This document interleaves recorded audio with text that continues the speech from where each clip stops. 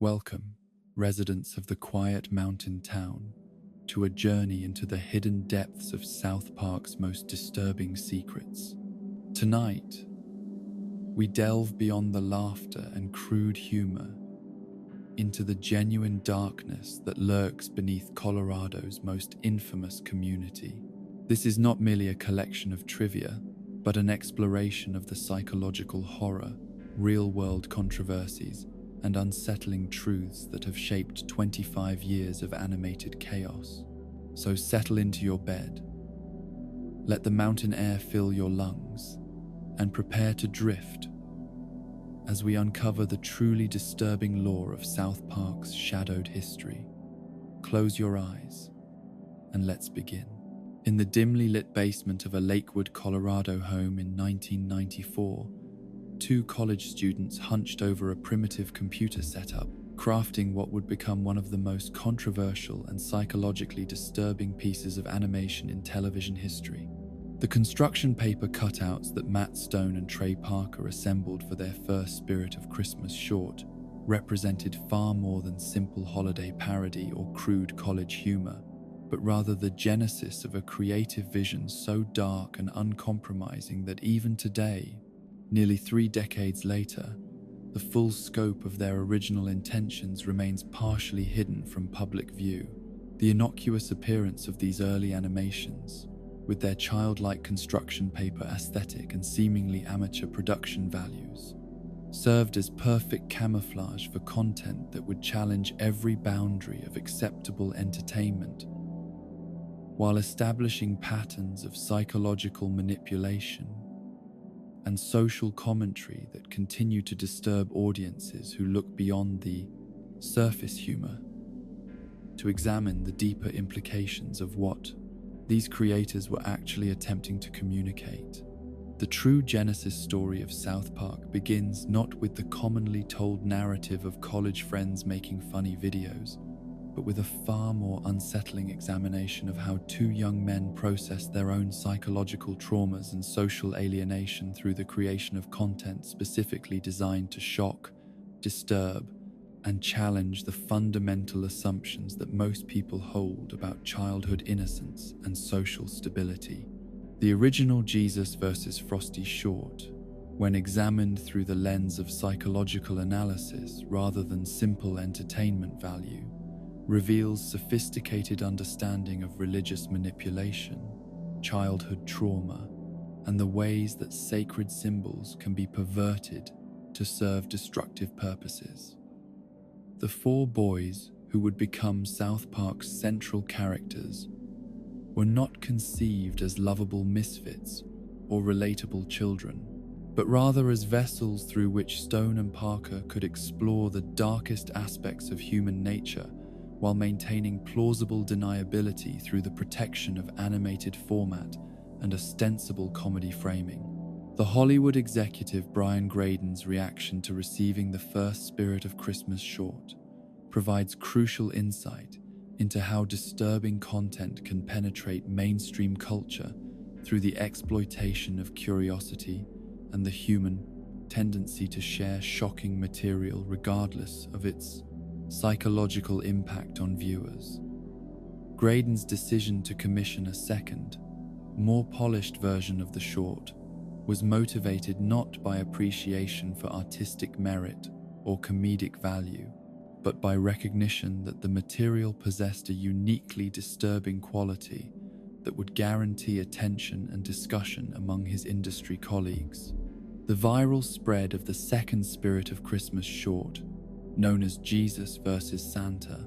occurred during the early days of internet culture, when the psychological mechanisms of viral content distribution were poorly understood, creating an accidental experiment in how disturbing material could reach massive audiences without traditional gatekeeping mechanisms or content warnings. The transition from underground college project to television series required Stone and Parker to navigate complex negotiations with network executives who simultaneously recognized the commercial potential of their disturbing vision, while attempting to impose limitations that would make the content acceptable for broadcast television. These early battles between creative vision and corporate oversight resulted in the suppression of numerous concepts, storylines, and character developments that were deemed too psychologically damaging or socially destabilizing for mass consumption. The archived materials from these early development sessions, when they occasionally surface through industry leaks or retrospective interviews, reveal the extent to which the original South Park concept was systematically sanitized and redirected away from its most disturbing psychological territories. The pilot episode that eventually aired on Comedy Central represented a carefully calculated compromise between Stone and Parker's desire to maintain their subversive vision and the network's need to avoid content that could trigger widespread moral panic or regulatory intervention.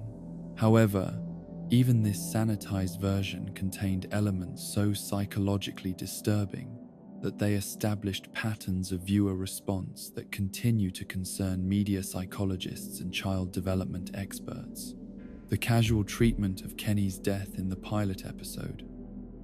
presented as comedy rather than tragedy,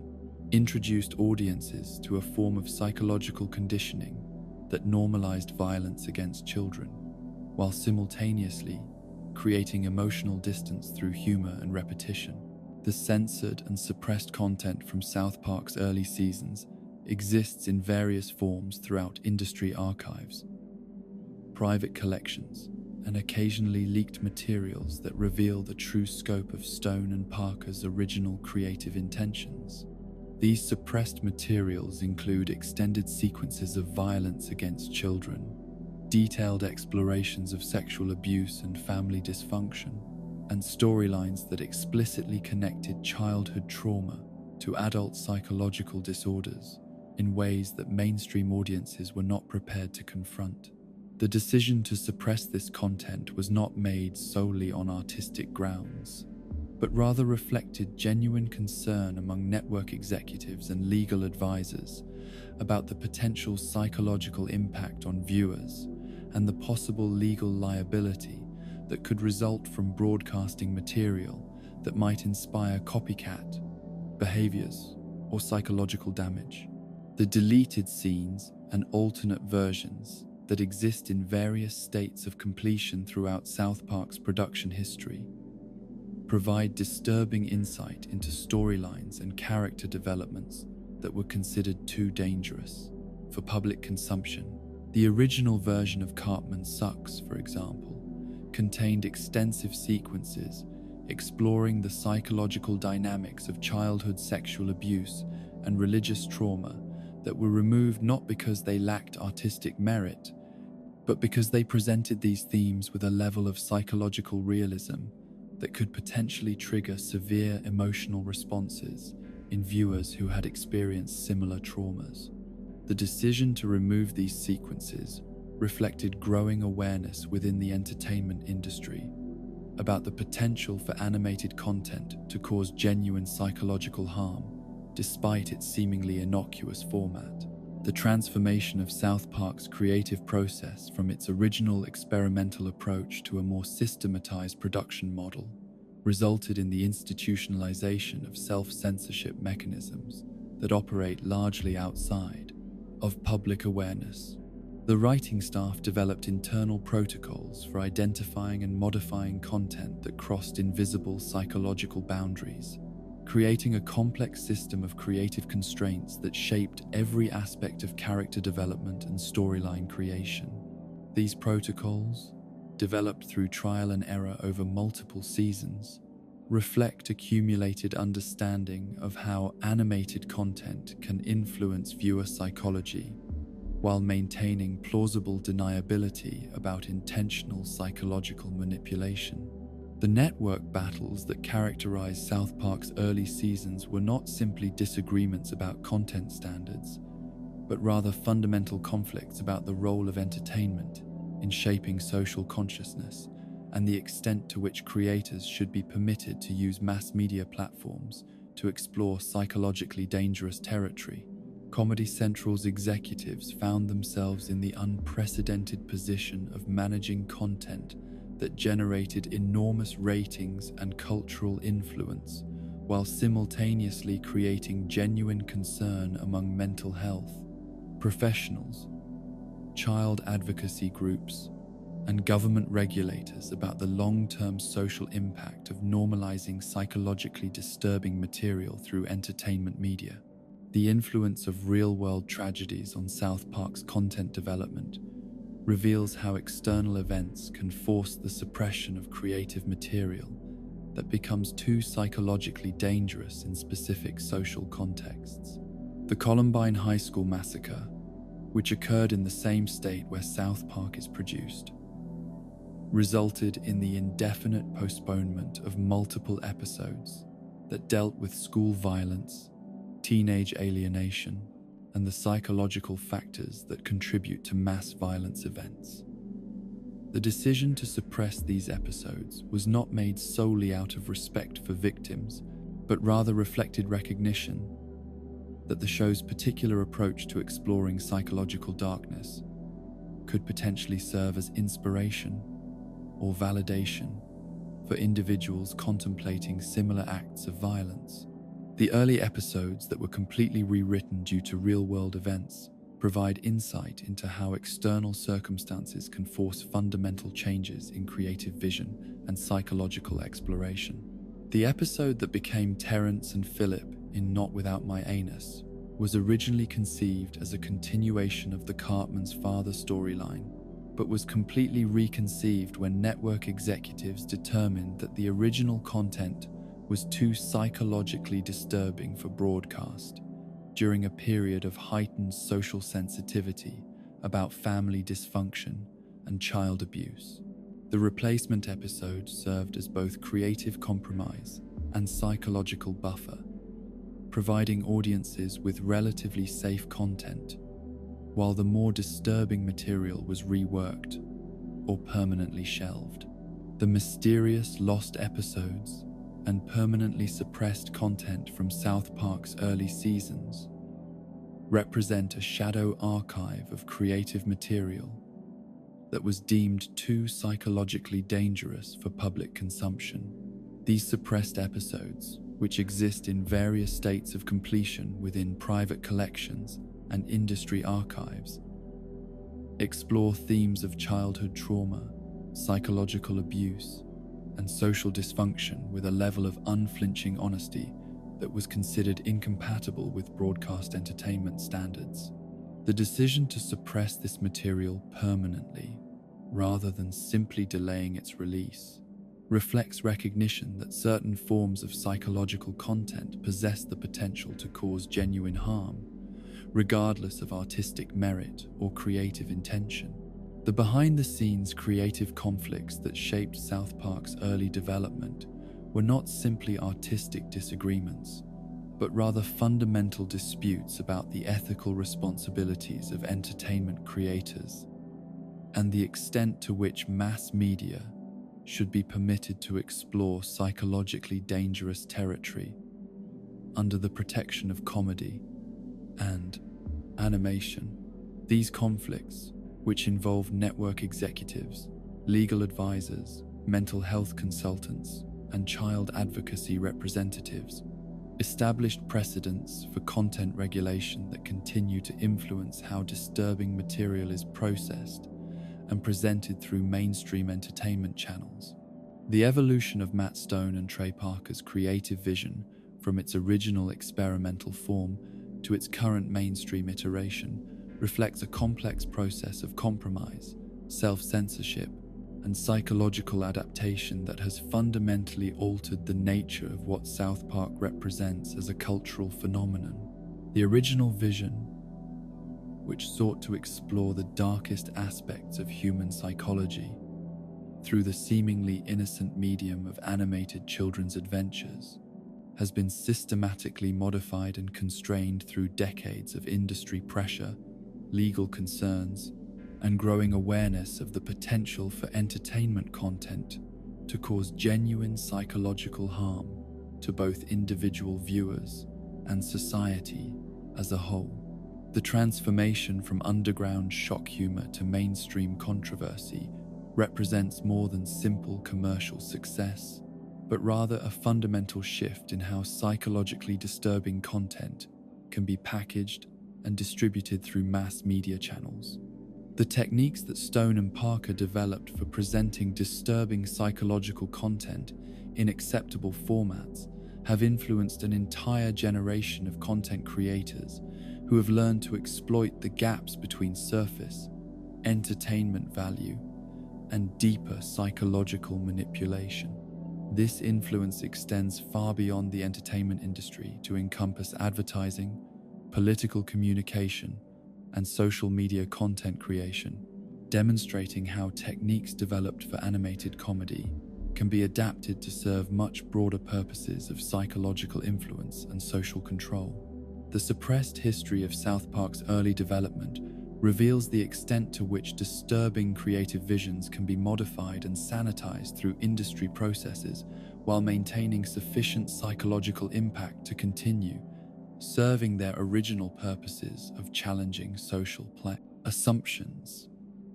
and exploring forbidden psychological territory. The materials that remain hidden in private archives and industry collections represent not just creative curiosities, but rather evidence of how far the original vision was willing to push into genuinely dangerous psychological territory before being constrained by commercial and legal considerations that prioritize social stability over artistic exploration. The cultural earthquake that South Park generated upon its arrival in mainstream television created ripple effects that extended far beyond entertainment into the complex territories of child psychology, educational policy,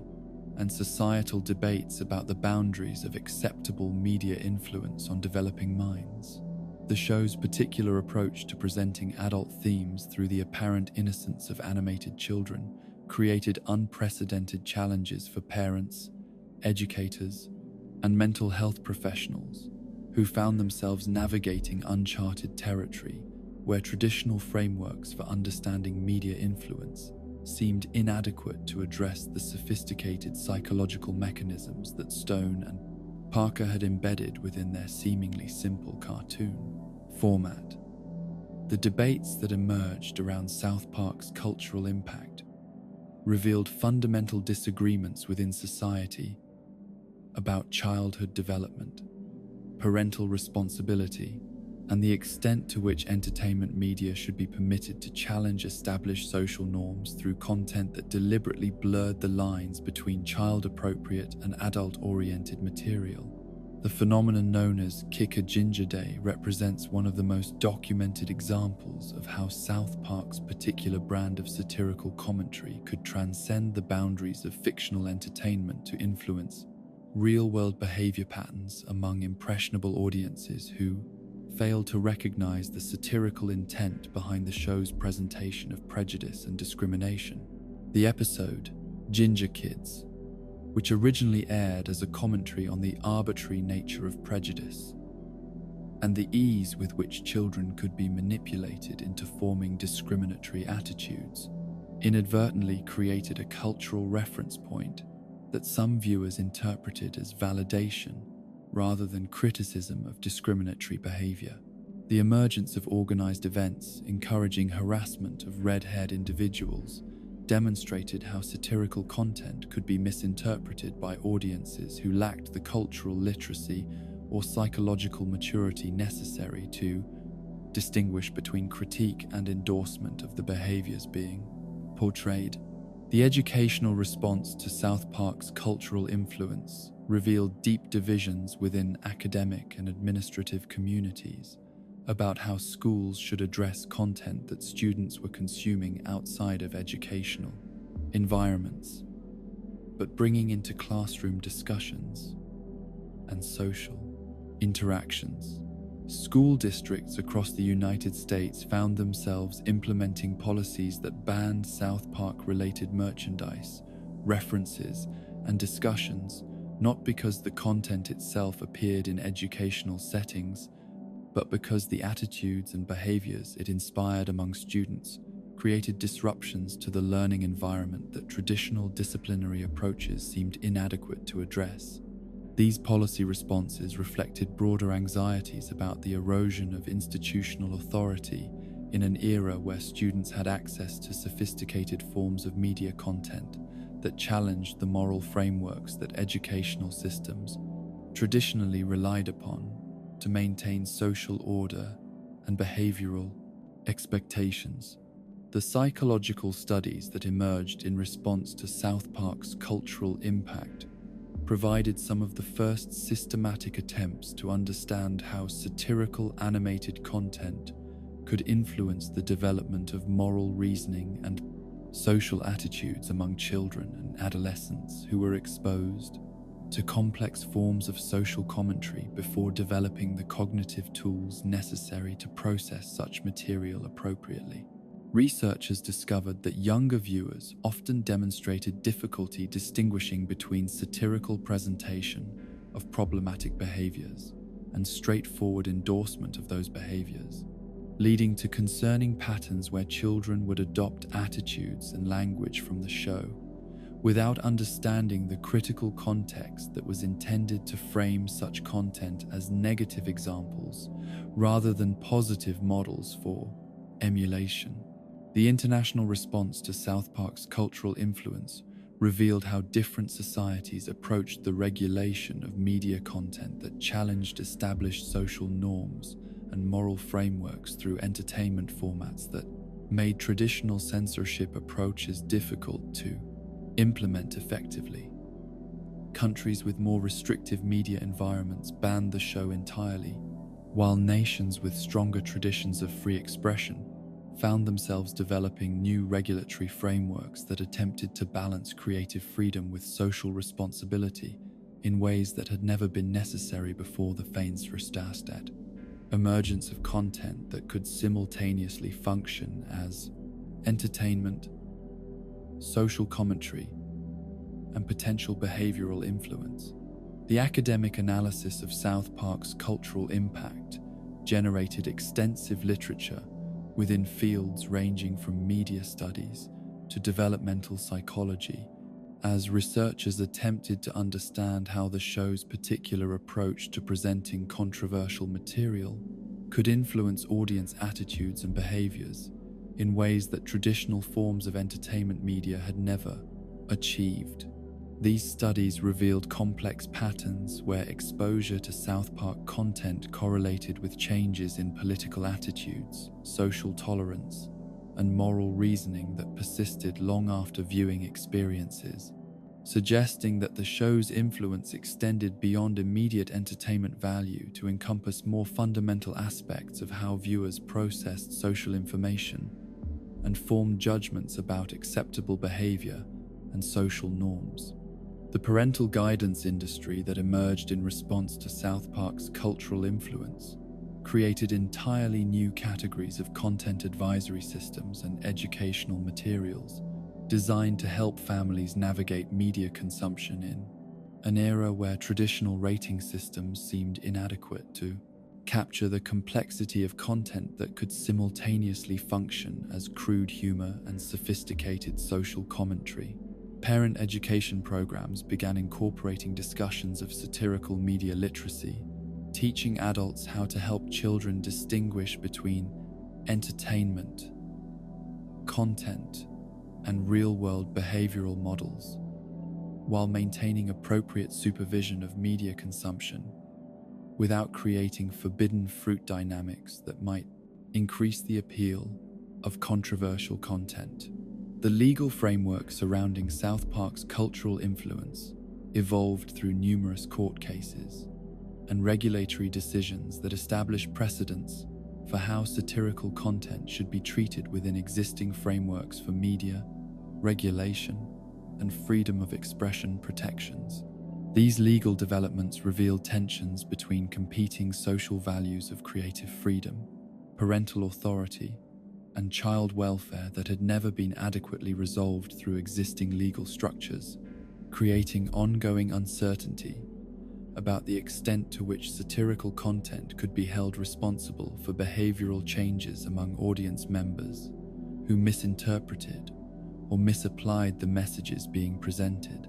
The copycat phenomena that emerged in response to South Park's cultural influence demonstrated how specific elements of the show's content could be extracted from their original satirical context and repurposed by individuals seeking to justify or validate problematic behaviors through reference to mainstream entertainment content. These copycat behaviors typically involved individuals who claimed that South Park had inspired or validated their actions, though careful analysis usually revealed that such claims misrepresented the show's actual content and satirical intent in ways that served the perpetrators' pre-existing psychological needs rather than accurately reflecting the show's intended messages. The therapeutic community's response to South Park's cultural influence generated new treatment approaches for addressing behavioral and attitudinal problems among young people who had been influenced by misinterpretation of satirical content. Mental health professionals developed intervention strategies that focused on improving media literacy and critical thinking skills while addressing the underlying psychological factors that made certain individuals susceptible to misinterpreting satirical content as behavioral guidance. These therapeutic approaches recognized that problematic responses to South Park often reflected pre-existing psychological vulnerabilities rather than direct causation by media exposure. The religious community's response to South Park's cultural influence created significant debates within faith-based organizations about how to address entertainment content that explicitly challenged religious authority and traditional moral frameworks through satirical presentation that made direct confrontation difficult to pursue effectively. Religious leaders found themselves developing new approaches to media education that acknowledged the sophisticated nature of satirical content while maintaining traditional moral teachings, creating educational materials that helped congregants navigate the complex relationship between entertainment consumption and spiritual development. The political implications of South Park's cultural influence became apparent through various electoral campaigns and policy debates, where references to the show's content appeared in discussions of social values, education policy, and media regulation. Political candidates found themselves addressing questions about South Park's appropriateness and cultural value, while policymakers struggled to develop regulatory approaches that could address concerns about media influence without infringing upon established protections for satirical and artistic expression. These political debates revealed fundamental disagreements about the role of entertainment media in shaping social attitudes and the extent to which government intervention in media content could be justified through child welfare concerns. The normalization effects of South Park's cultural influence became apparent through longitudinal studies that tracked how exposure to the show's content correlated with changes in audience attitudes toward violence, profanity, and social deviance over extended periods of viewing. Researchers discovered that regular viewers demonstrated measurably different responses to controversial content compared to non-viewers, suggesting that the show's particular approach to presenting taboo subjects could influence fundamental aspects of moral reasoning and social judgment in ways that persisted beyond immediate viewing experiences. The international broadcast modifications that South Park required for distribution in different cultural contexts revealed how the show's content challenged universal assumptions about childhood development and social appropriateness that had previously been taken for granted within media, production, and distribution systems. The extensive editing and censorship required to make South Park acceptable for broadcast in various international markets demonstrated how deeply the show's approach challenged established social norms and moral frameworks across different cultural contexts. The educational system's adaptation to South Park's cultural influence created new curriculum requirements and teacher training programs designed to help educators address media literacy in an era where students had access to sophisticated forms of satirical content that challenged traditional moral instruction and social education approaches. These educational adaptations reflected recognition that schools could no longer assume that students shared common moral frameworks or cultural references, requiring more sophisticated approaches to character education and moral reasoning instruction that could address the complex influences that students encountered through their media consumption. The merchandising controversies that surrounded South Park's cultural influence revealed how commercial systems could amplify and extend the show's impact beyond its original entertainment context through products that brought the show's imagery and references into everyday social environments where they could influence interactions and attitudes in ways that were difficult to regulate or control. School districts and public institutions found themselves developing policies to address South Park-related merchandise that created disruptions to social harmony and institutional authority, while retail systems struggled to balance commercial interests with social responsibility concerns.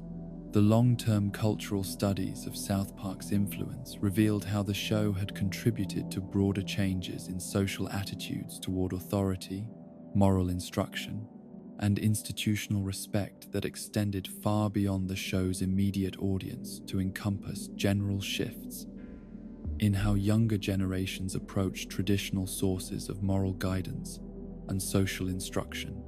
These studies suggested that South Park had played a significant role in normalizing skeptical and irreverent attitudes toward established social institutions in ways that contributed to broader cultural changes that affected educational systems, religious organizations,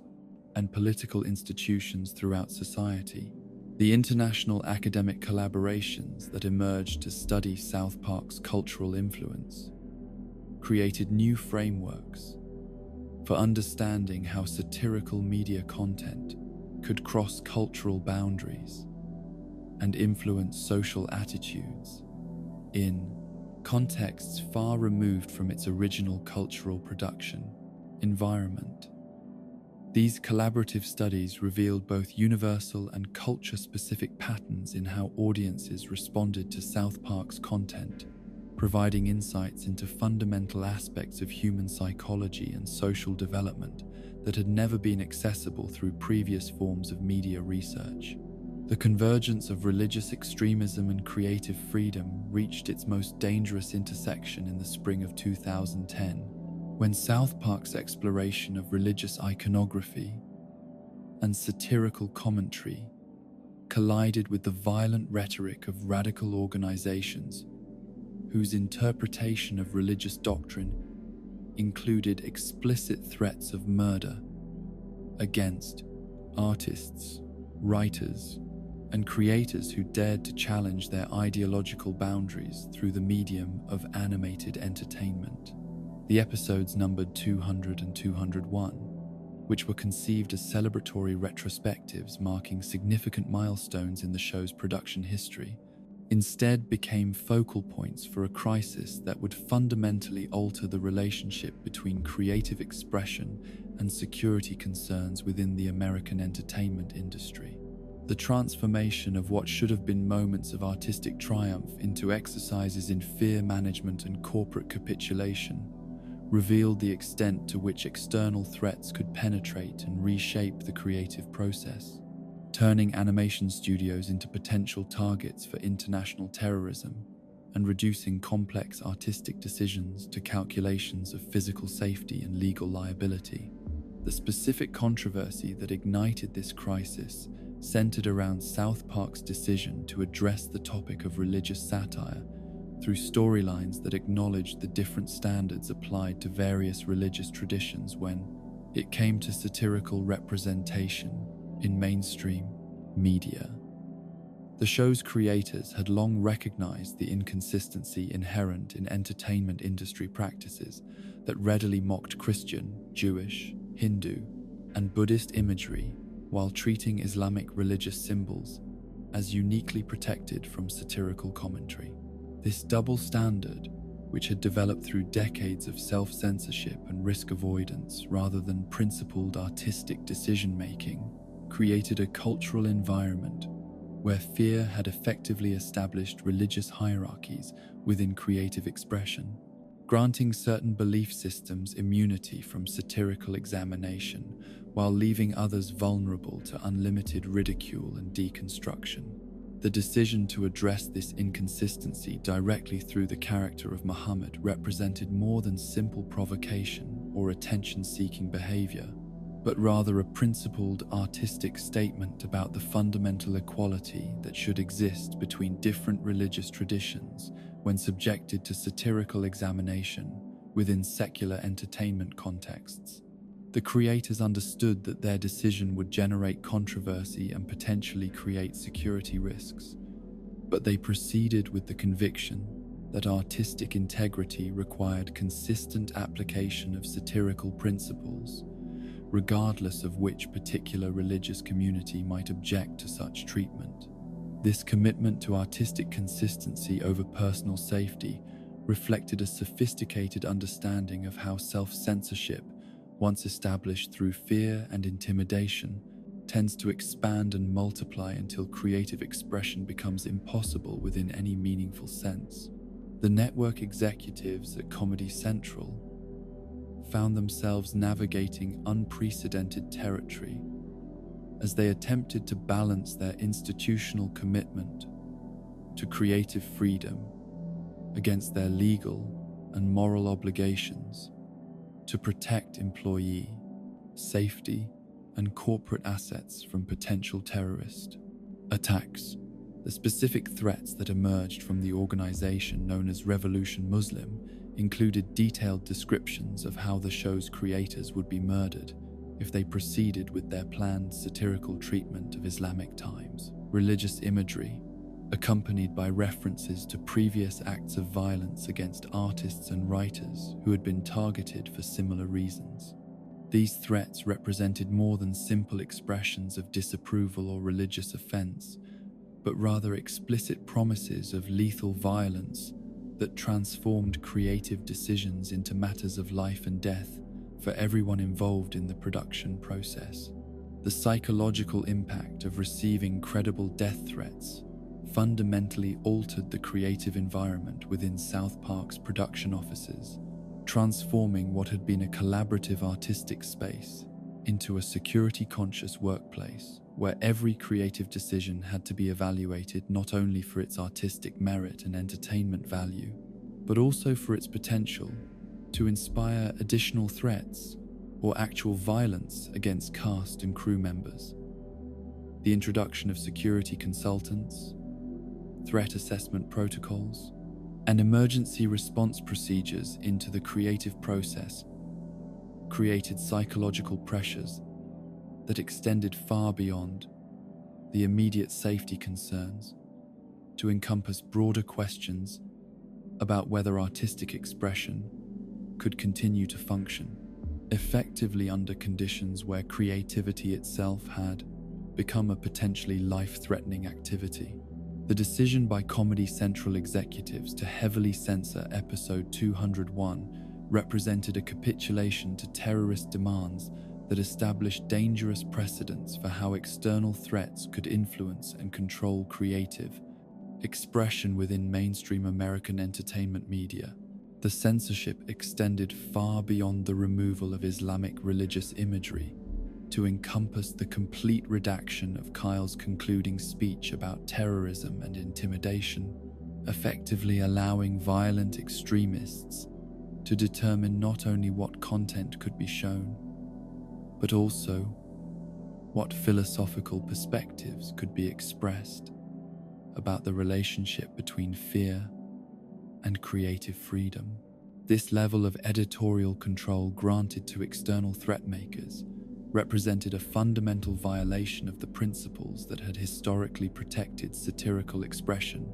from religious and political interference. The technical aspects of the censorship applied to episode 201 revealed the extent to which fear had penetrated the editorial process, as network executives chose to obscure not only visual imagery, but also audio content, character names, and even abstract philosophical discussions that might be interpreted as challenging the ideological positions of those making the threats. The result was an episode so heavily redacted that it became incomprehensible to viewers, serving as a stark demonstration of how artistic expression could be rendered meaningless when subjected to the editorial demands of violent extremists who rejected the fundamental premise that religious beliefs should be subject to satirical examination within secular entertainment contexts. The international implications of Comedy Central's capitulation extended far beyond American entertainment to influence global discussions about the relationship between religious freedom and creative expression in democratic societies. The network's decision to censor South Park content in response to death threats sent signals to extremist organizations worldwide that American entertainment companies could be successfully intimidated through threats of violence, potentially encouraging similar campaigns against other forms of artistic expression that challenged religious or political orthodoxies. The precedent established through this incident effectively granted veto power over American entertainment content to any organization willing to credibly threaten violence against creators, writers, and performers. The legal framework surrounding the South Park censorship incident revealed significant gaps in existing protections for artistic expression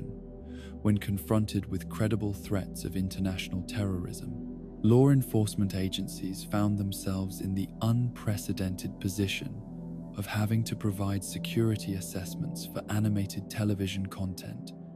while investigating threats that originated from organizations with documented histories of inspiring or coordinating acts of violence against artistic targets. The complexity of providing adequate protection for creative personnel while maintaining the operational capacity necessary for ongoing production created logistical and financial challenges that extended far beyond the immediate security concerns to encompass fundamental questions about the sustainability of controversial artistic expression in an era of global terrorism. The psychological profile of the individuals and organizations making threats against South Park revealed sophisticated understanding of how fear could be weaponized to achieve censorship objectives that could not be accomplished through legal or cultural pressure alone. The threatening organizations demonstrated clear awareness that American entertainment companies prioritized employee safety and corporate liability concerns over artistic principles, making them vulnerable to intimidation campaigns that exploited the gap between stated commitments to creative freedom and actual willingness to accept personal and financial risks in defense of such principles. This psychological manipulation represented a form of terrorism specifically designed to achieve ideological objectives through the strategic application of fear rather than actual violence. The ongoing security measures that were implemented to protect South Park's creative personnel following the Muhammad controversy created permanent changes in how controversial content could be developed and produced within mainstream entertainment environment. The introduction of security protocols, threat monitoring systems, and emergency response procedures transformed the creative process from a collaborative artistic endeavor into a risk management operation where every creative decision had to be evaluated for its potential security implications. These operational changes reflected broader shifts within the entertainment industry toward risk avoidance and self-censorship that extended far beyond the immediate circumstances surrounding South Park to influence how other creators approached potentially controversial subject matter. The chilling effect that resulted from the South Park censorship incident extended throughout the entertainment industry as other creators, writers, and producers observed how easily death threats could override creative freedom and corporate support for artistic expression. The message sent by Comedy Central's capitulation was that controversial artistic expression,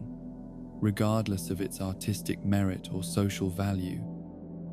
would not be defended when confronted with credible threats of violence, encouraging creators to avoid potentially controversial subject matter rather than risk similar intimidation campaigns. This industry-wide shift towards self-censorship represented a victory for violent extremism that extended far beyond the specific religious imagery that had triggered the original controversy. The international media coverage of the South Park censorship incident revealed how the clash between religious extremism and creative freedom had become a global concern that transcended national boundaries and cultural contexts. News organizations worldwide struggled to report on the controversy without themselves becoming targets for similar intimidation campaigns,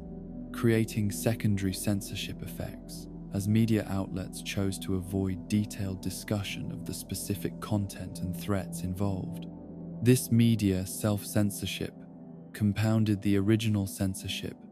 by ensuring that public understanding of the incident remained limited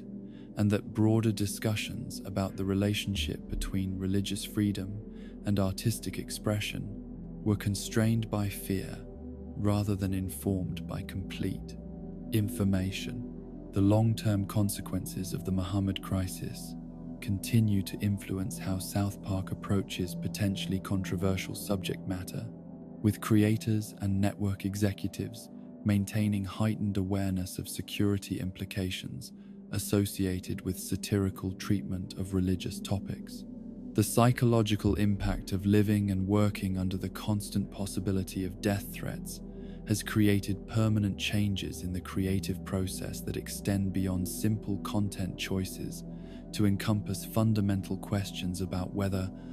satirical expression can function effectively when creators must constantly consider their physical safety alongside their artistic objectives. These psychological constraints represent a form of ongoing victory for the extremist organizations that initiated the original threats, demonstrating how the strategic application of fear can achieve censorship objectives that persist long after the immediate crisis has passed. The broader implications of the South Park Muhammad crisis extend beyond entertainment to encompass fundamental questions about how democratic societies should respond to attempts by violent extremist organizations to control artistic expression through intimidation and threats. The incident revealed significant weaknesses in existing legal and social frameworks for protecting creative freedom when confronted with credible threats of international terrorism, while demonstrating how corporate risk management priorities could effectively override constitutional protections for artistic expression when companies chose to prioritize safety and liability concerns over principled defense of creative rights. The legacy of fear established through the Muhammad controversy continues to shape creative decision-making processes throughout the entertainment industry, creating invisible but powerful constraints on satirical expression that operate through anticipatory self-censorship rather than explicit regulatory control. The psychological mechanisms established through this incident have proven remarkably durable, influencing creative choices across multiple platforms and genres, as artists and entertainment companies continue to operate under the assumption that controversial religious content will not be defended when challenged through threats of violence, regardless of its artistic merit or constitutional protections. The intersection between celebrity culture and satirical entertainment creates particularly volatile conditions when public figures become targets for animated deconstruction that strips away carefully constructed public personas to reveal the psychological vulnerabilities and character flaws that lie beneath the surface of fame and wealth. South Park's approach to celebrity satire operates through a unique form of psychological warfare that combines intimate knowledge of public figures' personal struggles with surgical precision in identifying and exploiting the specific insecurities and contradictions that make each target most vulnerable to satirical destruction. The show's creators developed sophisticated techniques for transforming celebrities from powerful cultural figures into objects of ridicule and contempt, using animation's protective distance to launch attacks that would be legally actionable if attempted through other media formats, while creating lasting damage to public reputations that extends far beyond the immediate entertainment value of individual episodes. The systematic dismantling of Isaac Hayes' relationship with South Park reveals how satirical entertainment can be weaponized to destroy personal relationships and professional associations when creative differences escalate into ideological warfare between competing worldviews. Hayes' long-standing role as chef had provided the show with credibility within African American communities and musical authenticity that enhanced its cultural legitimacy, but his association with the Church of Scientology created inevitable conflict with creators who viewed all organized religion as fair game for satirical attack. The transformation of Hayes from beloved cast member to bitter enemy occurred through a deliberate campaign of escalating satirical attacks on Scientology that were designed not merely to critique the organization's beliefs and practices, but to force Hayes into an impossible position where he would be compelled to choose between his religious commitments and his professional relationships. The episode Trapped in the Closet represented more than simple satirical commentary on Scientology's beliefs and practices, but rather a calculated psychological assault designed to humiliate and discredit both the organization and its celebrity adherents through ridicule. So devastating that it would permanently alter public perception of their credibility and social status. The episode's detailed exploration of Scientology's secret religious doctrines, presented through South Park's distinctive combination of crude animation and deadpan narration, transformed esoteric religious beliefs into objects of mass ridicule, while simultaneously challenging the organization's ability to maintain the secrecy and mystique upon which its authority depended. The psychological impact of seeing their most sacred beliefs presented as material for crude jokes created lasting trauma within Scientology communities, while demonstrating how satirical entertainment could penetrate and destroy the baiting psychological defenses that protected religious organizations from external criticism. The circumstances surrounding Isaac Hayes' departure from South Park remain shrouded in controversy and conflicting accounts that reflect the complex intersection of personal health crises, religious manipulation, and corporate damage control that characterized the final phase of his relationship with the show. The official statement announcing Hayes' resignation contained language and philosophical positions that seemed inconsistent with his previous public statements about creative freedom and satirical expression, leading to widespread speculation that the decision had been made by Church of Scientology officials rather than by Hayes himself. The timing of this announcement, which occurred during a period when Hayes was reportedly dealing with significant health challenges that may have affected his cognitive capacity and decision-making abilities, raised disturbing questions about the extent to which religious organizations might exploit personal vulnerabilities to advance their institutional interests. The tragic circumstances of Isaac Hayes' death 2 years after his departure from South Park created a permanent shadow over the controversy that had ended his association with the show, as questions emerged about whether the stress of choosing between religious loyalty and professional relationships had contributed to the health problems that ultimately claimed his life. The discovery of Hayes's body near exercise equipment in his home seemed to support theories that he had been following the Church of Scientology's prescribed treatment regimens for health problems,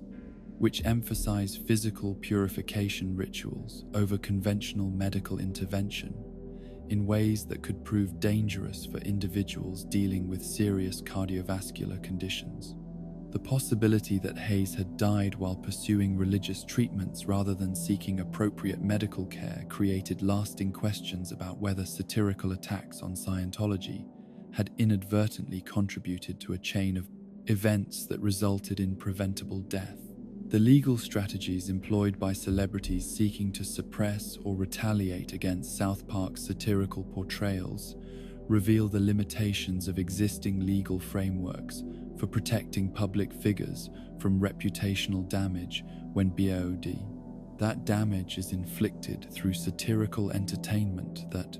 enjoys broad constitutional protections under free speech doctrine. Tom Cruise's alleged attempts to pressure Comedy Central through legal threats and industry influence demonstrated how celebrity power could be mobilized to intimidate entertainment companies, even when the underlying satirical content clearly fell within established protections for parody and social commentary. The behind-the-scenes pressure campaigns that accompanied these public legal threats created corporate environments where creative decisions became entangled with calculations about celebrity retaliation and industry, relationships that extended far beyond the immediate entertainment. Context: the psychological profile of celebrities who become obsessed with South Park's satirical portrayals reveals patterns of narcissistic vulnerability and reality distortion that transform animated caricatures into existential threats, requiring elaborate defensive responses and counterattack strategies. The intensity of celebrity reactions to South Park's satirical treatment often exceeded reasonable proportionality, suggesting that the show's particular approach to celebrity deconstruction activated deep-seated psychological insecurities and identity conflicts that made rational response impossible. These extreme reactions provided South Park's creators with additional material for satirical exploitation, creating feedback loops where celebrity defensiveness became evidence of the psychological accuracy of the original satirical attacks. The industry relationships that were damaged or destroyed through South Park's celebrity feuds extended far beyond the immediate targets to encompass managers, agents, publicists, and other entertainment industry professionals who found themselves forced to choose sides in conflicts between satirical creators and their celebrity clients. The polarization that resulted from these conflicts created lasting divisions within entertainment industry networks that affected everything from casting decisions to distribution deals, demonstrating how satirical entertainment could reshape industry relationships in ways that persisted long after the original controversies had faded from public attention. The career consequences experienced by industry professionals who supported or opposed South Park in various celebrity conflicts revealed how satirical power could extend beyond entertainment into the practical business relationships that determine professional success and failure. The psychological warfare techniques that South Park employed against celebrity targets included sophisticated forms of character assassination that combined intimate knowledge of personal vulnerabilities with strategic timing designed to maximize reputational damage during periods when celebrities were most professionally or personally vulnerable. The show's creators demonstrated remarkable skill in identifying the specific psychological pressure points that would cause maximum distress for individual celebrity targets, crafting satirical attacks that exploited personal insecurities, relationship problems, career difficulties, and psychological disorders in ways that amplified existing stress and created new sources of public humiliation and professional damage. The transformation of Paris Hilton from cultural icon to satirical victim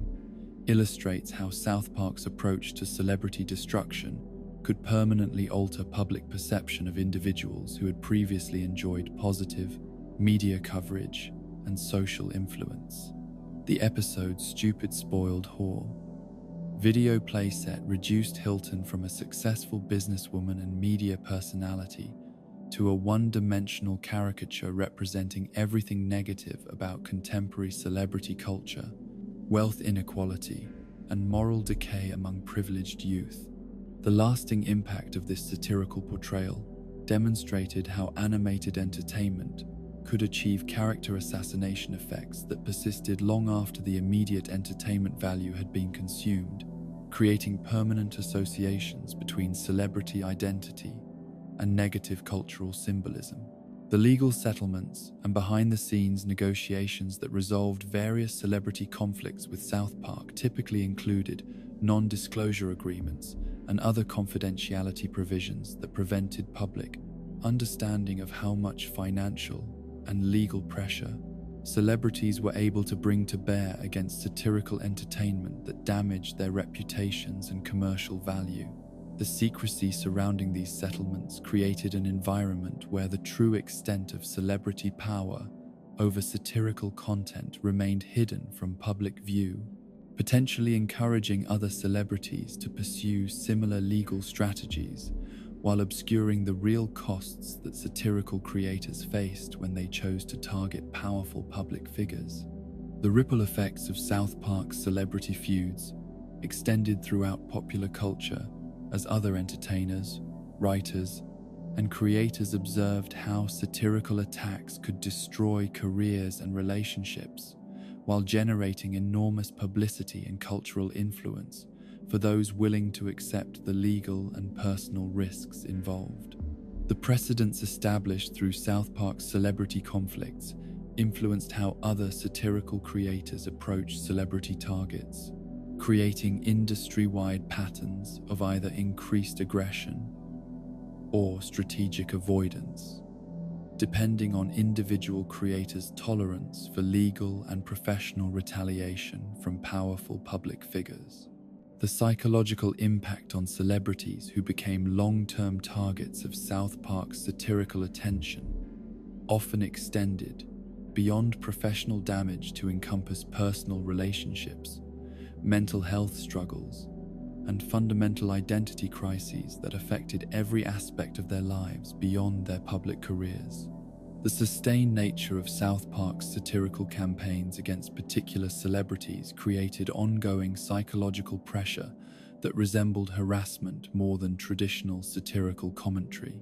raising questions about whether the constitutional protections for satirical expression should include limitations designed to prevent psychological abuse through repeated attack campaigns. The international implications of South Park's celebrity feuds created diplomatic and cultural tensions when foreign celebrities or public figures became targets for satirical treatment that reflected broader cultural conflicts between American entertainment values and international standards for public discourse and respect for authority figures. The global distribution of South Park content meant that celebrity destruction campaigns reached international audiences who might interpret satirical attacks as representative of American attitudes toward foreign cultures and public figures, creating potential sources of cultural conflict that extended far beyond entertainment into diplomatic and trade relationships. The corporate liability issues that arose from South Park's celebrity feuds created new categories of legal and financial risk for entertainment companies that had never been adequately addressed through existing insurance and legal frameworks designed for traditional entertainment content. The potential for satirical content to generate costly legal battles, celebrity retaliation campaigns, and permanent damage to industry relationships required entertainment companies to develop new approaches to risk assessment and legal protection that could address the unique challenges posed by satirical entertainment that deliberately targeted powerful public figures. The evolution of celebrity culture in response to South Park's influence created new categories of public relations, strategy, and reputation management, designed to minimize vulnerability to satirical attack while maintaining the public visibility necessary for commercial success. Celebrities and their professional teams developed defensive strategies that included satirical preemption, controlled self-deprecation, and strategic engagement with satirical creators designed to reduce the likelihood of becoming targets for devastating satirical campaigns that could permanently damage their commercial value and cultural influence. The psychological addiction that some celebrities developed to monitoring and responding to South Park's satirical portrayals created destructive patterns of behavior that interfered with their ability to focus on career development and personal relationships. The compulsive nature of celebrity engagement with satirical content that portrayed them negatively often escalated into obsessive behavior patterns that required therapeutic intervention while providing additional material for satirical exploitation that perpetuated cycles of attack and defensive response. The long-term cultural impact of South Park's celebrity destruction campaigns contributed to broader changes in how American society relates to celebrity culture and public figure authority, normalizing levels of disrespect and satirical aggression that had previously been considered inappropriate or potentially harmful to social stability. The success of South Park's celebrity targeting strategies encouraged other creators and media outlets to adopt similar approaches, contributing to an overall cultural environment where celebrity status provided less protection from public ridicule and reputational damage than had historically been the case. The metaphysical architecture underlying South Park's narrative universe reveals layers of cosmic horror that extend far beyond simple animated comedy into territories that evoke the profound existential dread characteristic of Lovecraftian literature, where humanity exists as insignificant specks within vast cosmic systems governed by entities whose motivations and methods transcend human comprehension entirely. The show's treatment of supernatural elements operates through deliberate invocation of cosmic horror themes that suggest reality itself may be fundamentally unstable, controlled by forces that view human suffering as entertainment or fuel for incomprehensible purposes that dwarf individual concerns about morality, meaning, or survival. The recurring presence of otherworldly entities, dimensional anomalies, and supernatural phenomena throughout South Park's 25-year history creates a consistent cosmological framework where the apparent randomness of events masks deeper patterns of cosmic manipulation that reduce human agency to illusion and transform individual tragedy into components of larger supernatural designs. The alien presence that has permeated South Park since its earliest episodes represents more than simple science fiction elements or comedic references to UFO conspiracy theories, but rather evidence of ongoing extraterrestrial observation and intervention that positions the entire town as a laboratory or experimental site where human behavior can be studied under controlled conditions. The consistency with which alien figures appear in background imagery throughout multiple seasons suggests systematic surveillance rather than random visitation, creating implications that every significant event within South Park's community may be orchestrated or influenced by entities whose scientific or entertainment interests require continuous monitoring of human social dynamics. The psychological impact of living under constant alien observation, even when that observation occurs below the threshold of conscious awareness, creates subtle influences on behavior and decision-making that could explain the extraordinary frequency of bizarre and traumatic events that characterize daily life within the South Park community. The dimensional instabilities that periodically manifest throughout South Park's fictional geography reveal fractures in the basic structure of reality that allow entities and influences from alternate dimensions to penetrate into normal space-time and interact with human characters in ways that fundamentally challenge assumptions about the nature of existence and identity. The Underpants Gnomes episode provides explicit evidence that dimensional barriers can be crossed by entities whose motivations and methods operate according to logic systems so alien that human attempts at understanding their purposes result only in absurdist confusion rather than genuine comprehension. These dimensional incursions suggest that South Park exists at a convergence point where multiple realities intersect, creating conditions where the normal laws of physics and causation become unreliable, and where human characters must navigate existence within a cosmic context that they lack the intellectual and psychological tools necessary to understand. Kenny McCormick's supernatural curse represents the most explicit manifestation of cosmic horror within South Park's narrative universe, as his endless cycle of death and resurrection operates according to metaphysical principles that violate every assumption about the nature of consciousness, identity, and mortality, while serving purposes that remain fundamentally incomprehensible to human understanding. The ritual that established Kenny's immortality connects his individual suffering to cosmic entities whose existence predates human civilization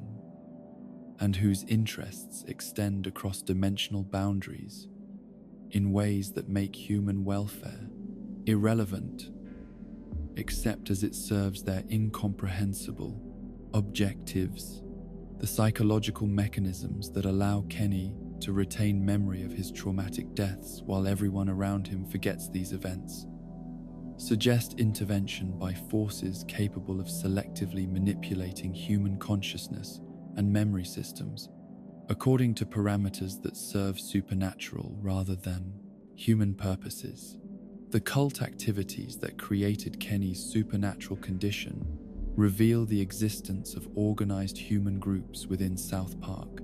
that maintain contact with cosmic entities and participate in ritual activities designed to weaken the barriers between dimensions while serving the interests of otherworldly powers whose motivations transcend human moral categories entirely. The McCormick parents' participation in these cult activities was facilitated by psychological vulnerabilities and substance dependencies that made them susceptible to supernatural influence while preventing them from fully understanding the consequences of their actions for their infant son. The systematic exploitation of human psychological weaknesses by cosmic entities demonstrates sophisticated understanding of human nature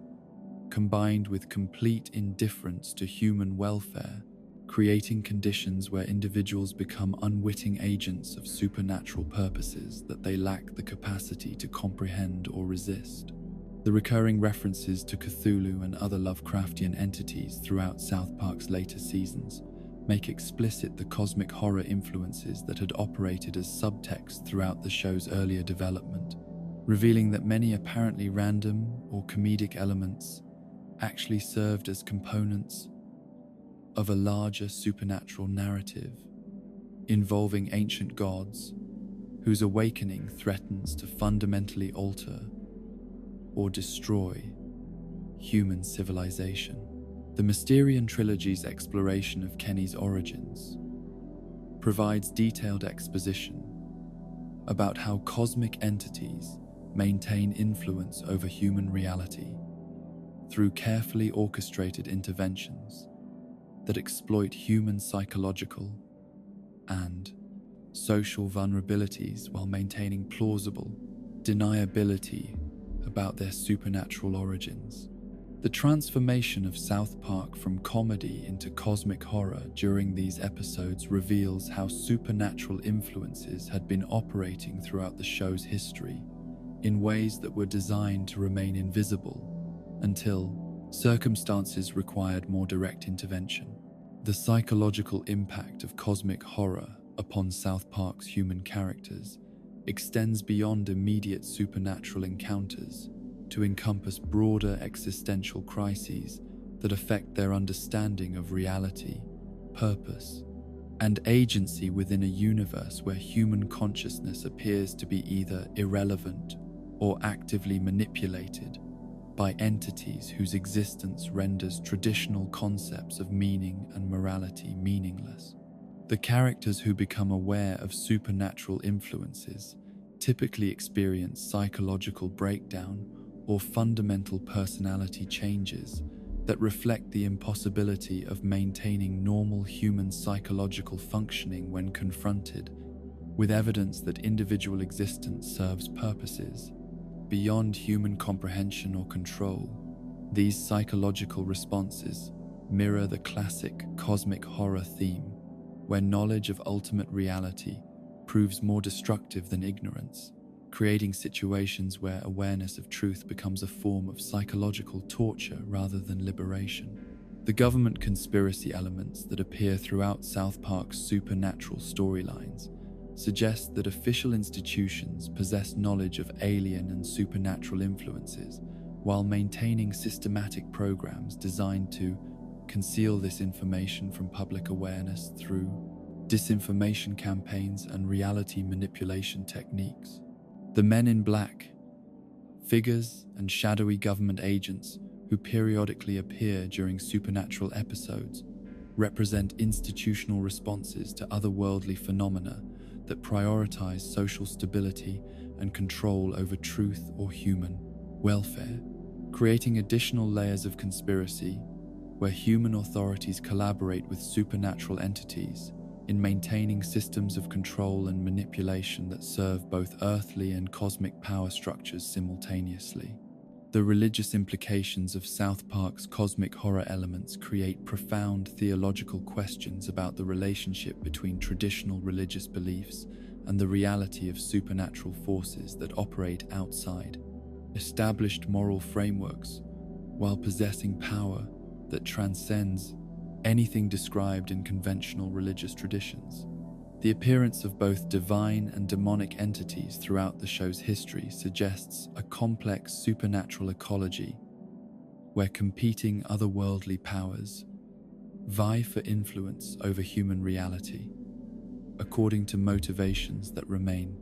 fundamentally alien to human understanding. The inadequacy of traditional religious responses to genuine supernatural threats reveals how established spiritual frameworks may actually serve to obscure rather than illuminate the true nature of cosmic forces that influence human existence. The scientific attempts to understand and explain South Park's supernatural phenomena consistently fail to produce meaningful results, because the underlying forces involved operate according to principles that transcend the methodological limitations of human scientific investigation. The characters who attempt to apply rational analysis to supernatural events typically discover that their scientific training and logical reasoning capabilities become obstacles rather than tools when confronted with phenomena that violate fundamental assumptions about causation, identity, and the nature of consciousness itself. These failures of scientific methodology suggest that human intellectual capabilities may be fundamentally inadequate for understanding the cosmic context within which human existence operates.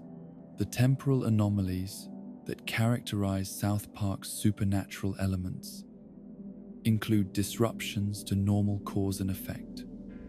relationships that suggest time itself may be subject to manipulation by entities whose existence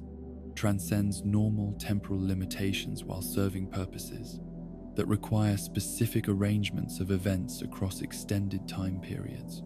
Kenny's repeated deaths and resurrections create temporal loops and paradoxes that violate conventional understanding of linear time, while serving supernatural objectives that may require precise timing of events across multiple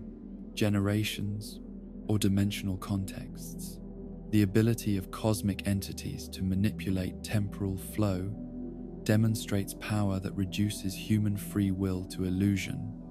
while transforming individual choices into components of predetermined supernatural designs. The psychological conditioning that results from exposure to cosmic horror elements within South Park creates lasting changes in character behavior and worldview that persist even when direct supernatural influences are not immediately apparent.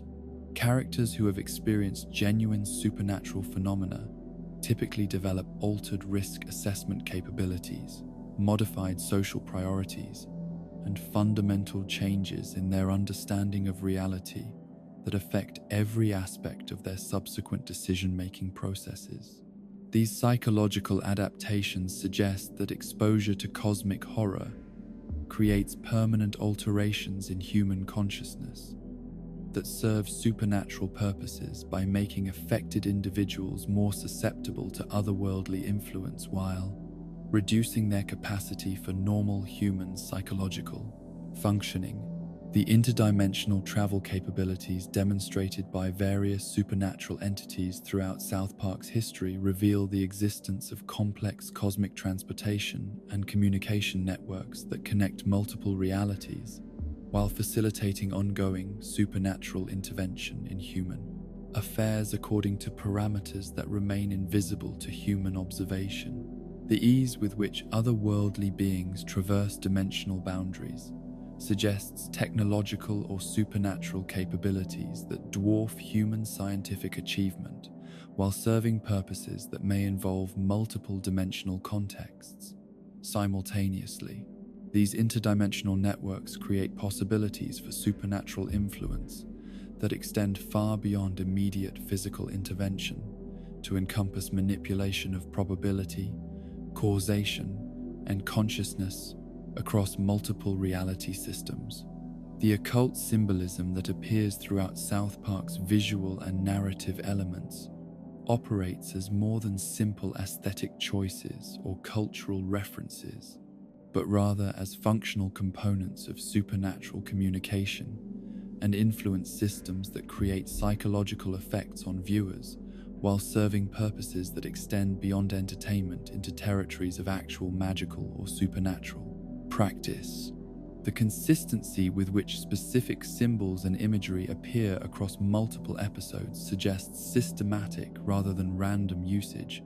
creating cumulative effects that may influence audience psychology in ways that serve supernatural rather than purely entertainment purposes.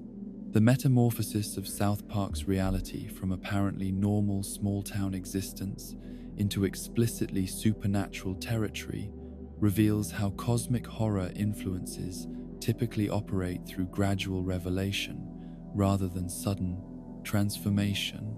allowing supernatural forces to establish control over human communities through incremental changes that prevent recognition or resistance until complete supernatural dominance has been achieved. The progression from subtle supernatural hints to explicit cosmic horror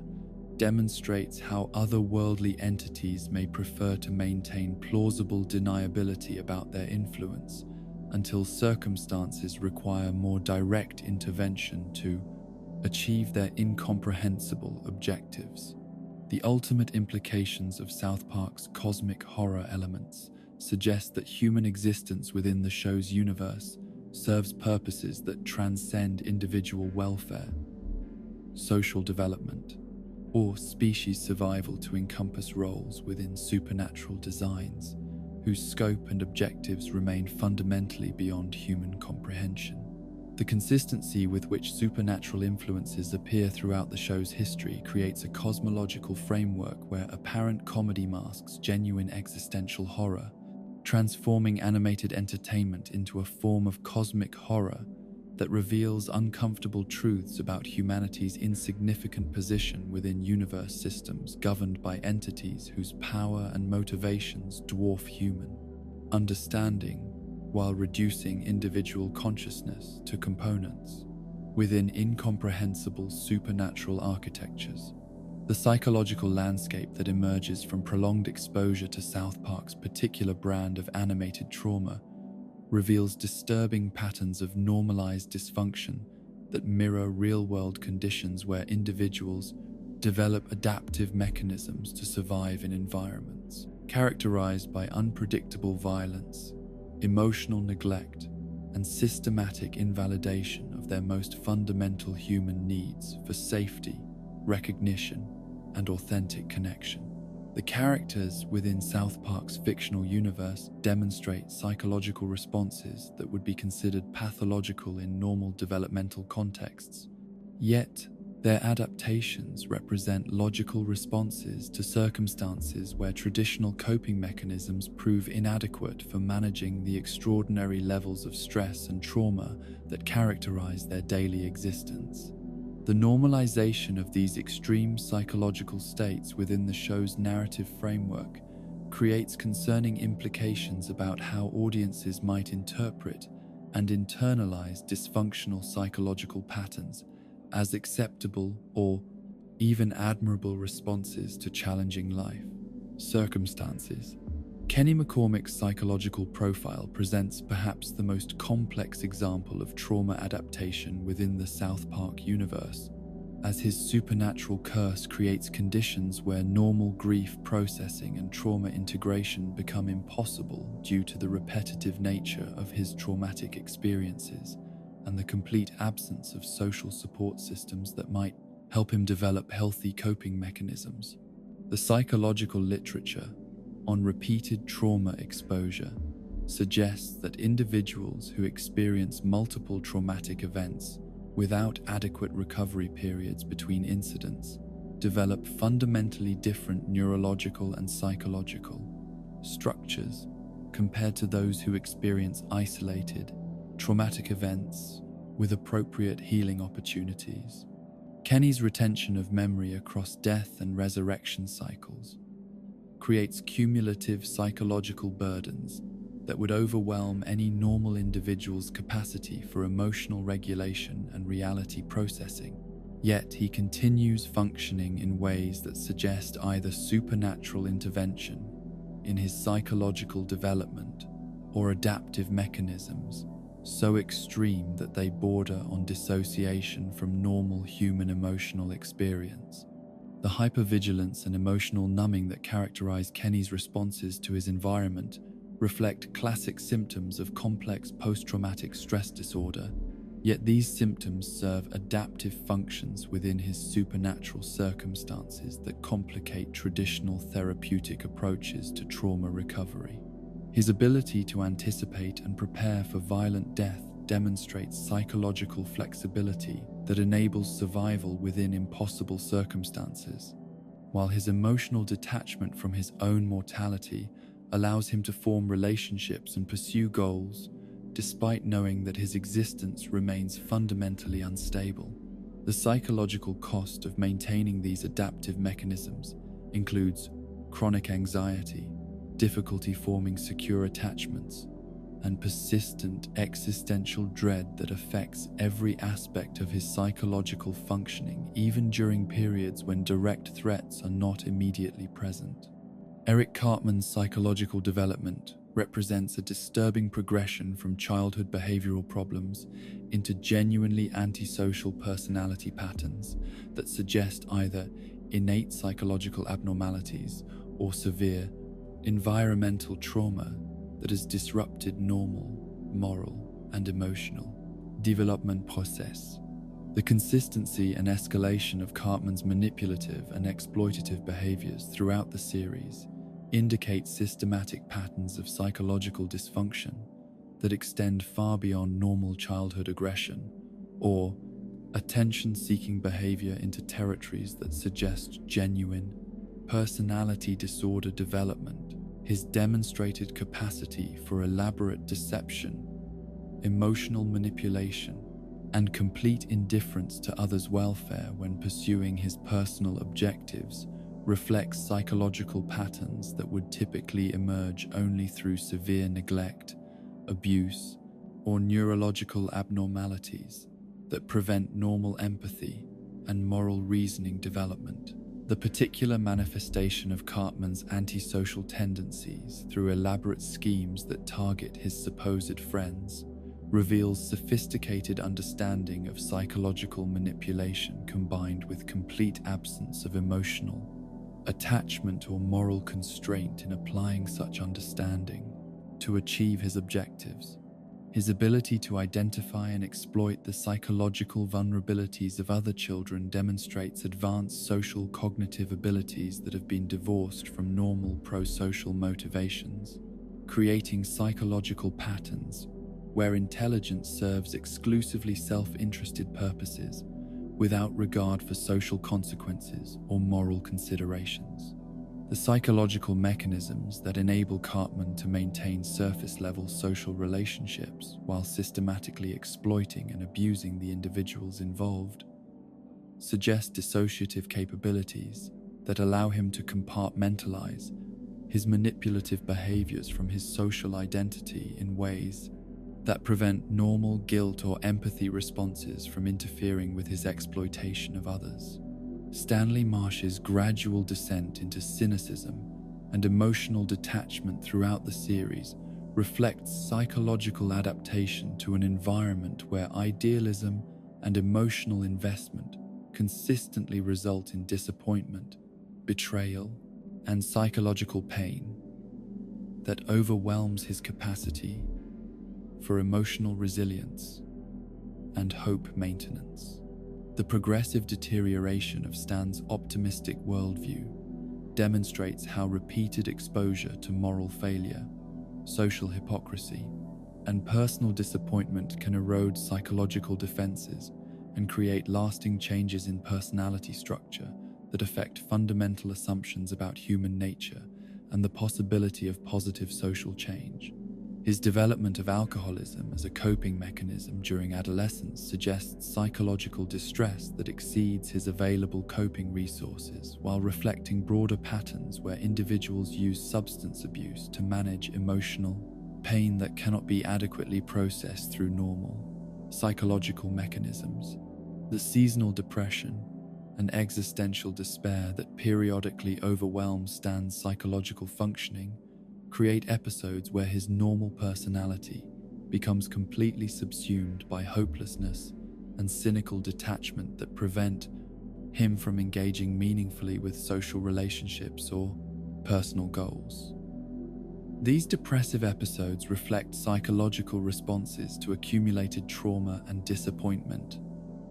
that exceed his developmental capacity for emotional regulation and meaning-making, creating conditions where normal adolescent challenges become existential crises that threaten his fundamental sense of identity and purpose. The psychological mechanisms that enable Stan to recover from these depressive episodes typically involve external intervention or circumstantial changes, rather than internal psychological growth, suggesting limited development of independent coping resources that could provide resilience against future psychological challenges. Kyle Broflovsky's psychological profile reveals patterns of anxiety, obsessive thinking, and hyper-responsibility that suggest adaptive responses to family dynamics characterized by high expectations, emotional enmeshment, and pressure to serve as a source of pride and validation for adults whose own psychological needs remain unmet through normal adult relationships and achievements. The perfectionism and moral rigidity that characterize Kyle's approach to social relationships and academic achievement reflect psychological defenses against criticism and abandonment anxiety that develop when children become responsible for managing adult emotions and expectations that exceed their developmental capacity. His tendency toward obsessive worry and compulsive problem-solving behavior demonstrates psychological patterns where anxiety is managed through control-seeking behaviors that provide temporary relief from overwhelming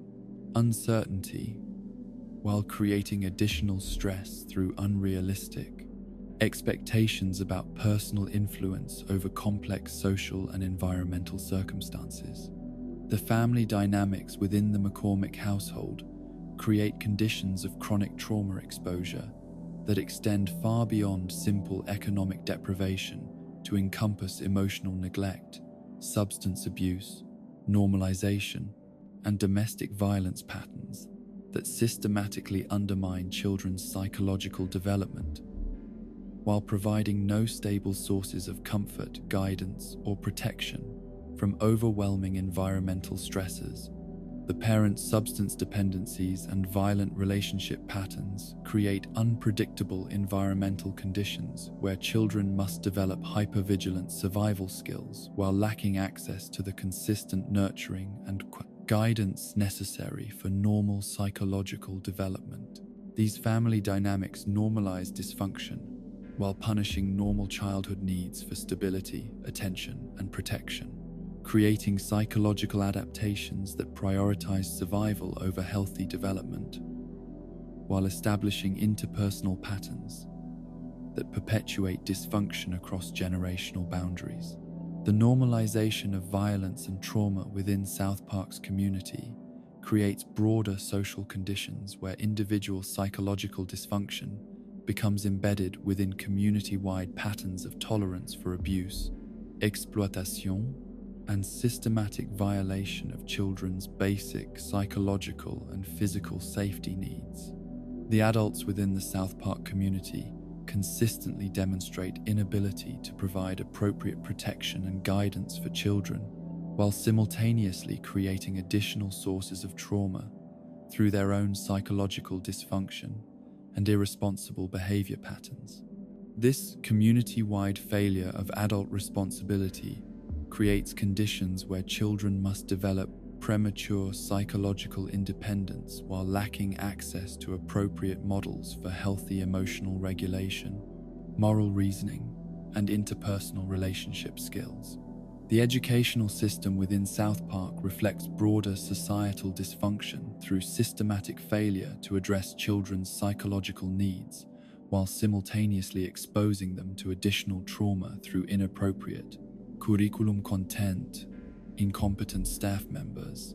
and institutional policies that prioritize administrative convenience over child welfare and development. The school environment that should provide stability, learning opportunities, and positive adult relationships instead becomes another source of trauma exposure,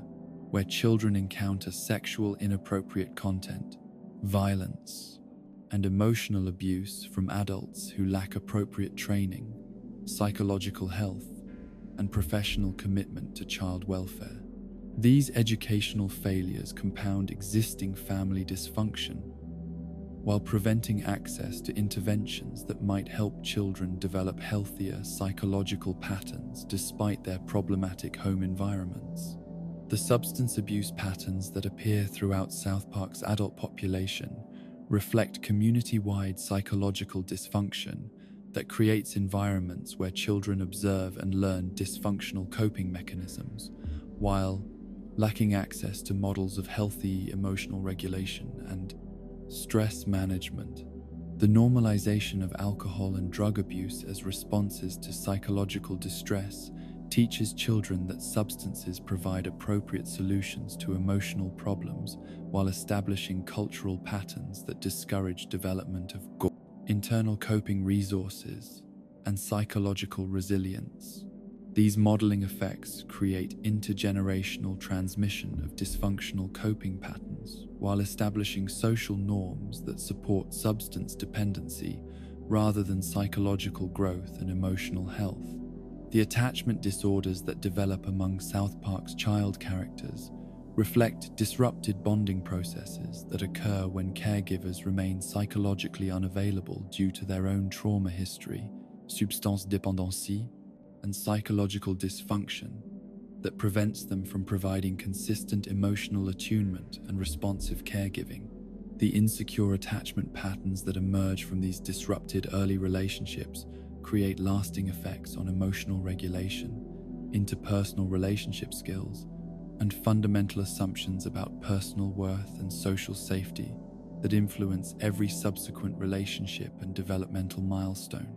These attachment disruptions establish psychological foundations for later mental health problems while reducing resilience against additional trauma exposure and environmental stressors. The dissociative responses that various characters demonstrate during traumatic episodes reflect psychological defense mechanisms that protect consciousness from overwhelming experiences by creating emotional and cognitive distance from immediate reality. When direct confrontation with traumatic material would exceed individual capacity for psychological integration, these dissociative capabilities serve protective functions during acute trauma exposure, while potentially creating long-term problems with emotional integration, memory processing, and authentic self-awareness that interfere with normal psychological development and relationship formation. The normalization of dissociative responses within South Park's narrative framework raises concerning questions about how audiences might interpret psychological detachment as appropriate or admirable responses to challenging circumstances. The social learning effects that result from exposure to South Park's psychological dysfunction patterns create concerning possibilities for viewers who might internalize dysfunctional relationship patterns, emotional regulation strategies, and moral reasoning approaches as normal or acceptable responses to social challenges and interpersonal conflicts. The show's presentation of extreme psychological dysfunction through comedic framing may reduce viewers' ability to recognize similar patterns in their own lives, while normalizing behaviors and attitudes that would benefit from therapeutic intervention rather than acceptance or emulation. These social learning effects become particularly concerning when considering younger viewers who lack sufficient life experience and psychological development to distinguish between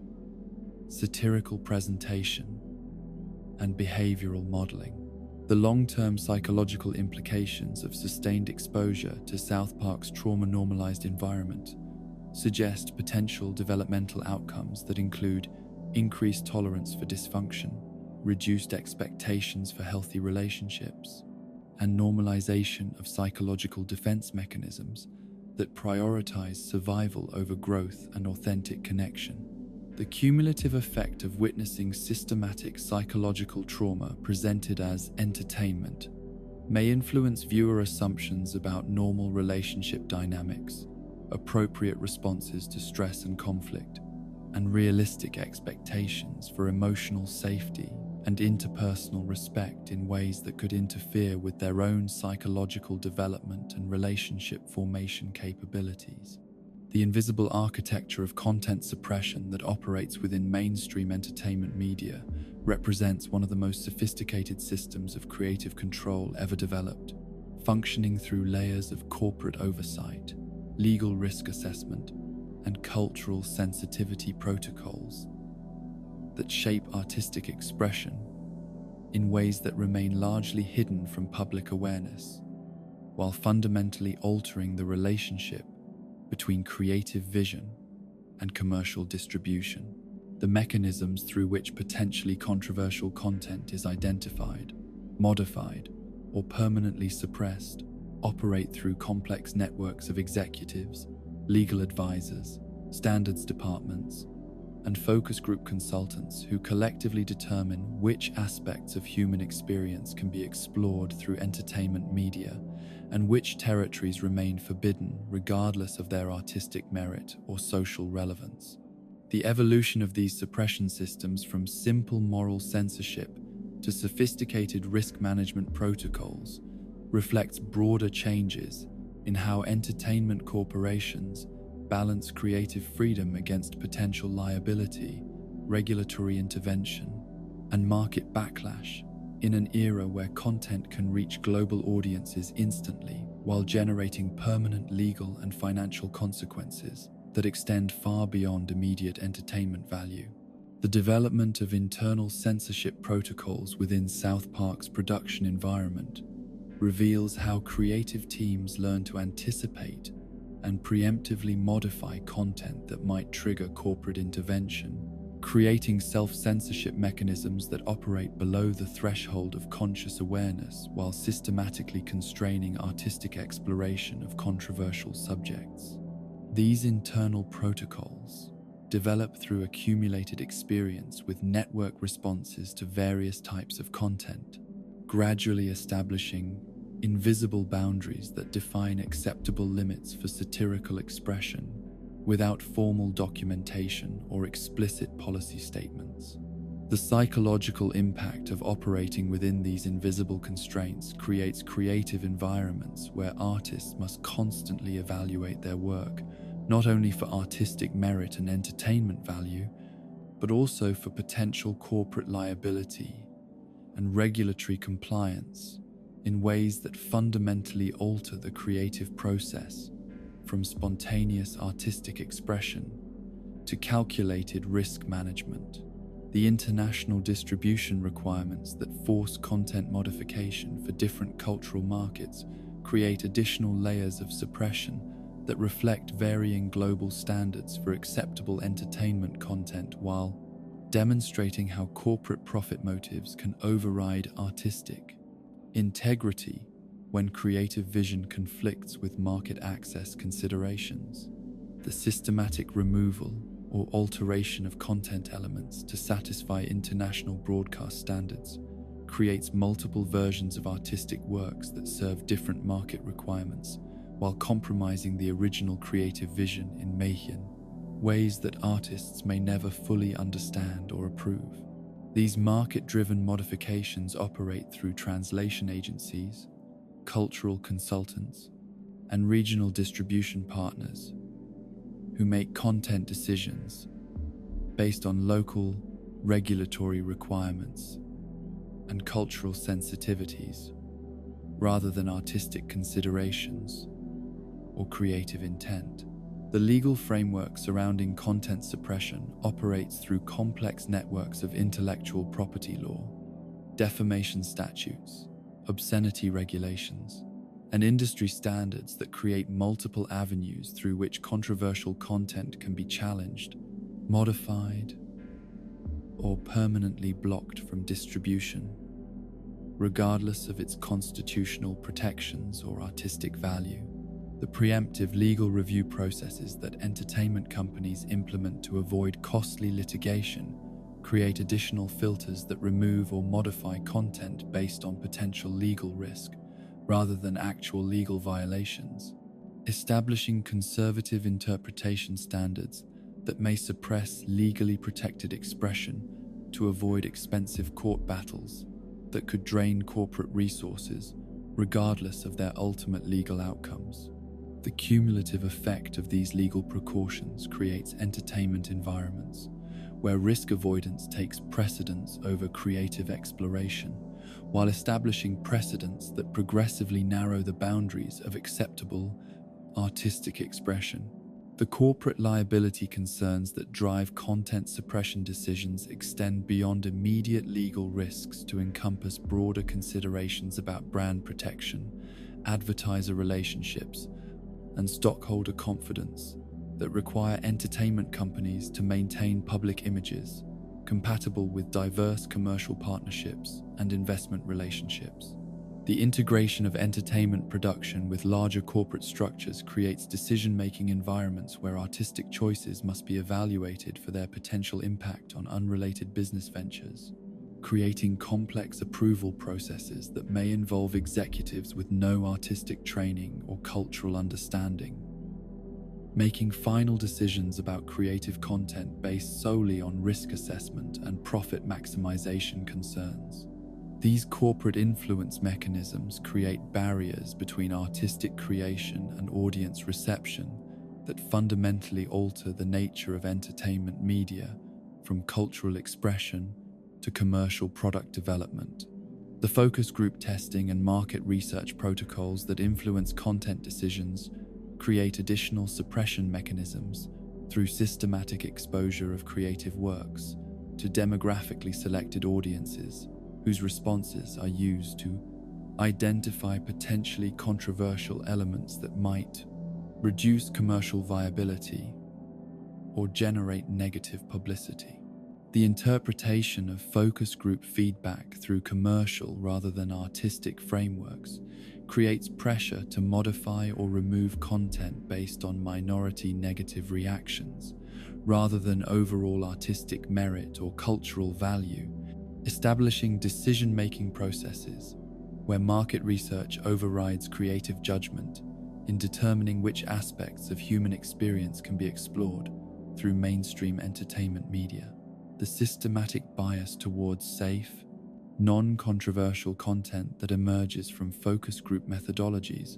creates homogenizing pressure that reduces artistic diversity while eliminating exploration of challenging or complex themes that might generate thoughtful discussion or social reflection. The technological capabilities that enable content modification and suppression have evolved from simple editing techniques to sophisticated digital manipulation systems that can alter artistic works in ways that make detection of modifications extremely difficult while preserving surface appearance of original creative intent. The development of artificial intelligence and machine learning systems for content analysis creates new possibilities for automated suppression of controversial elements based on algorithmic detection of potentially problematic content, rather than human, artistic judgment or cultural understanding. These technological suppression capabilities create scalable censorship systems that can process vast quantities of content according to predetermined parameters, while removing human discretion and cultural context from decisions about artistic expression and cultural communication. The international treaty obligations and diplomatic considerations that influence content suppression create additional layers of restriction based on foreign policy concerns and international relationship management that may have no direct connection to domestic cultural values or artistic freedom. Principles. The suppression of content that might create diplomatic tensions or interfere with trade relationships demonstrates how entertainment media can become subject to political control mechanisms that prioritize international relations over artistic expression while creating censorship systems that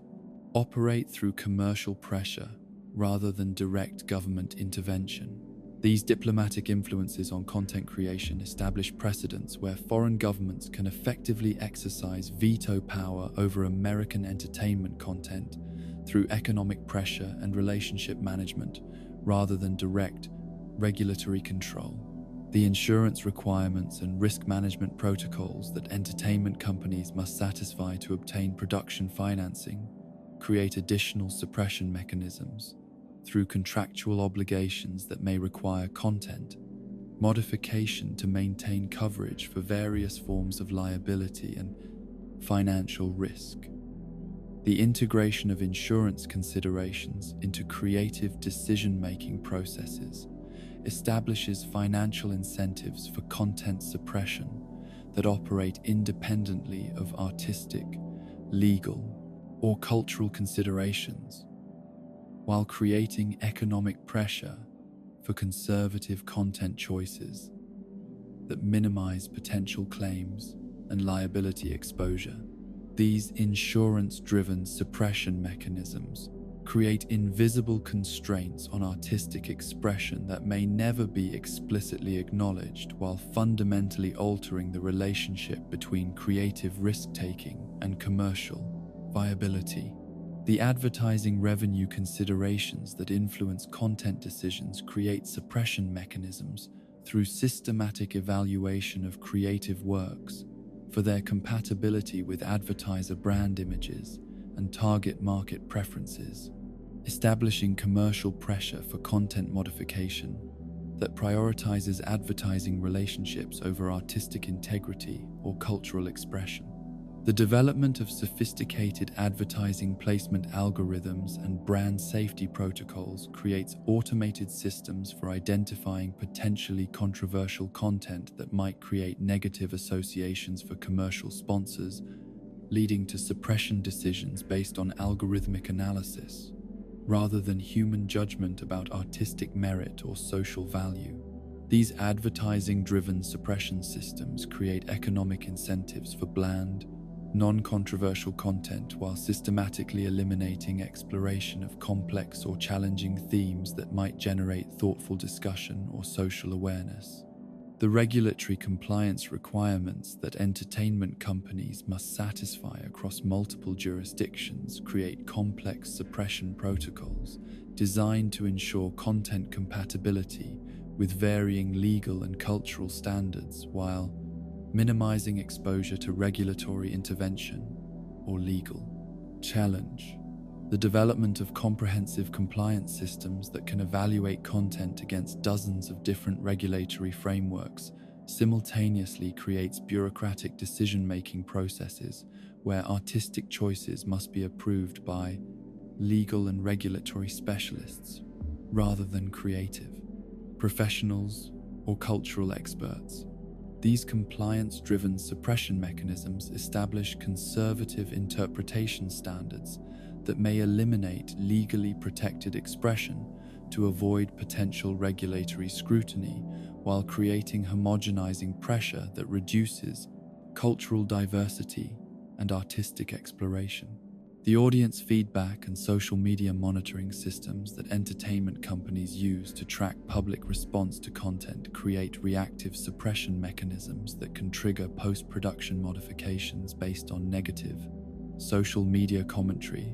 or organized criticism campaigns, regardless of their representativeness or validity. The development of real-time content monitoring capabilities enables immediate response to controversial reception, while creating pressure for preemptive content modification based on anticipated, rather than actual audience reaction. These feedback-driven suppression systems create environments where artistic decisions become subject to social media influence and organized pressure campaigns that may not represent broader public opinion while establishing precedents for corporate capitulation to vocal minority criticism. The archive and preservation challenges that result from systematic content suppression create ongoing problems for cultural historians and media researchers who find themselves unable to access complete records of artistic works that have been systematically modified or permanently removed from distribution. The deliberate destruction or concealment of original creative materials to avoid potential liability or controversy creates gaps in cultural documentation that prevent future generations from understanding the complete scope of artistic expression and cultural debate that characterize specific historical periods. These archival losses represent permanent damage to cultural heritage, while demonstrating how short-term commercial and legal considerations can override long-term cultural preservation responsibilities. The international human rights implications of systematic content suppression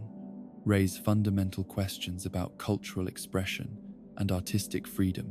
that extend beyond national boundaries to encompass global standards for creative liberty and cultural communication. The export of suppression technologies and methodologies to authoritarian regimes creates concerning possibilities for enhanced censorship capabilities that could be used to restrict political expression and cultural dissent in ways that violate international human rights standards. The normalization of sophisticated suppression techniques through commercial entertainment applications establishes technological and methodological precedents that can be adapted for political control purposes while reducing global resistance to censorship systems that might previously have been considered unacceptable violations of human rights principles. the psychological impact of systematic content suppression on creative professionals creates lasting effects on artistic confidence and creative risk-taking that extend far beyond immediate commercial considerations to encompass fundamental changes in how artists approach their work and understand their role within cultural communication systems. The internalization of suppression protocols creates self-censorship mechanisms that operate automatically during creative processes while limiting artistic exploration of controversial or complex themes that might generate meaningful cultural discussion or social reflection. These psychological effects on creative communities represent long-term damage to cultural vitality while establishing patterns of artistic conservatism that reduce the likelihood of groundbreaking or socially significant creative works. The evolution of suppression systems from reactive censorship to predictive content control demonstrates how technological advancement and corporate risk management have created increasingly sophisticated mechanisms for preventing controversial content from reaching audiences while maintaining surface appearance of creative freedom and artistic expression. The development of artificial intelligence systems capable of identifying potentially controversial content before human review creates possibilities for automated suppression that operates according to algorithmic parameters rather than human judgment about artistic merit or social value. The temporal mechanics that govern Kenny McCormick's death and resurrection cycles reveal fundamental instabilities in South Park's reality structure that suggest the entire universe may exist within artificially constructed parameters where normal causation, identity continuity, and physical laws remain subject to manipulation by forces operating beyond conventional dimensional boundaries. The post-COVID special's revelation that Kenny spent decades researching time travel technology to prevent a single moment of childhood conflict from destroying his friends' adult relationships demonstrates how individual suffering within South Park's reality can motivate attempts to restructure the basic fabric of existence itself, creating paradoxes and contradictions that challenge every assumption about the nature of consciousness, memory, and personal identity within temporal contexts. The successful implementation of Kenny's temporal intervention creates a new timeline where the original tragic outcomes are prevented, yet this success raises disturbing questions about the nature of reality itself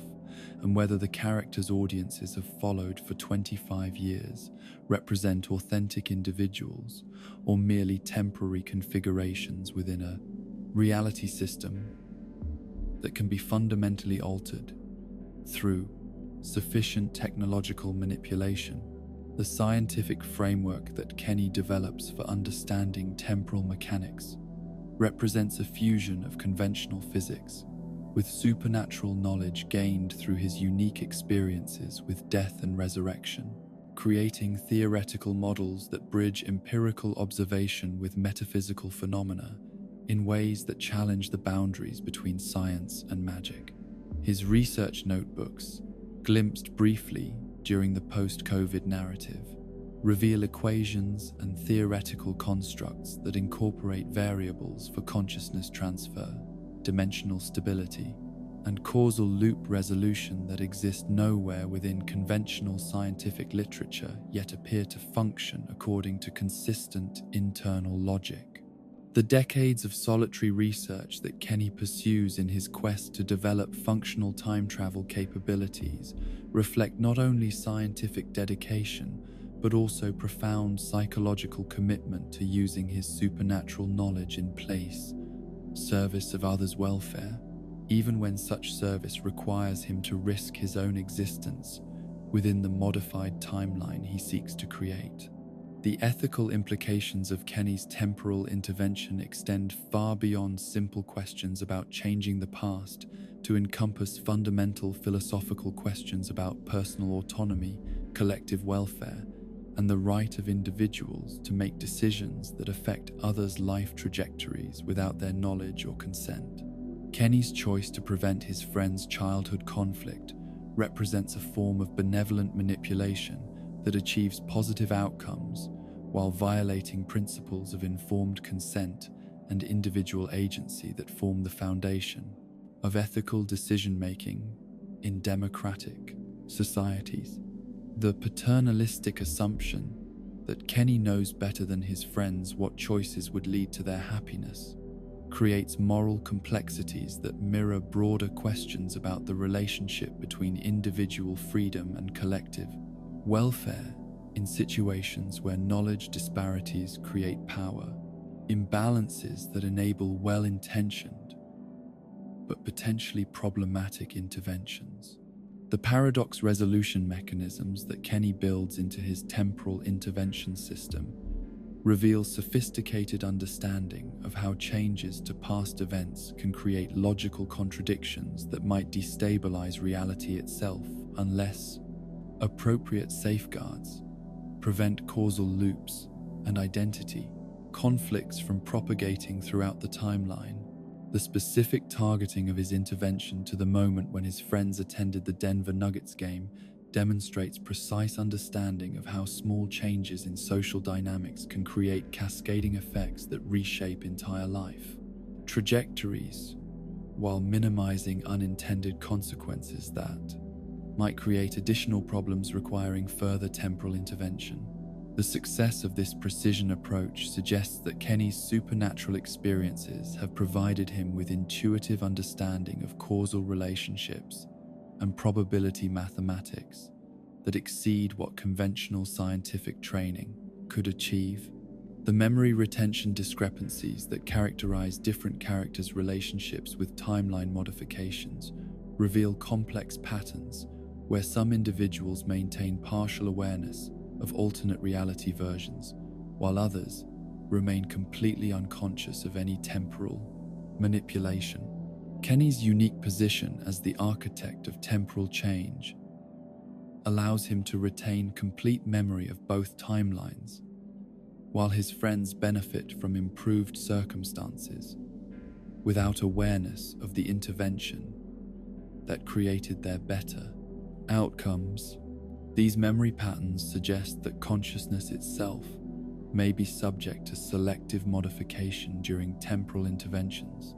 raising disturbing questions about the extent to which individual awareness and personal identity remain stable when reality itself becomes malleable through technological manipulation. The technological specifications of Kenny's time travel device remain deliberately obscure within the narrative,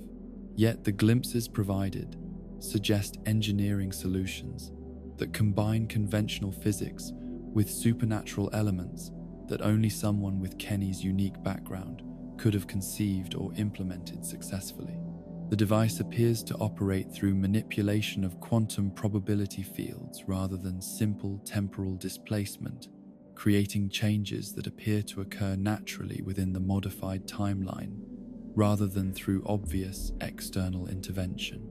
This sophisticated approach to temporal modification demonstrates understanding of how reality construction operates at fundamental levels while providing plausible deniability about supernatural involvement that protects the modified timeline from destabilization.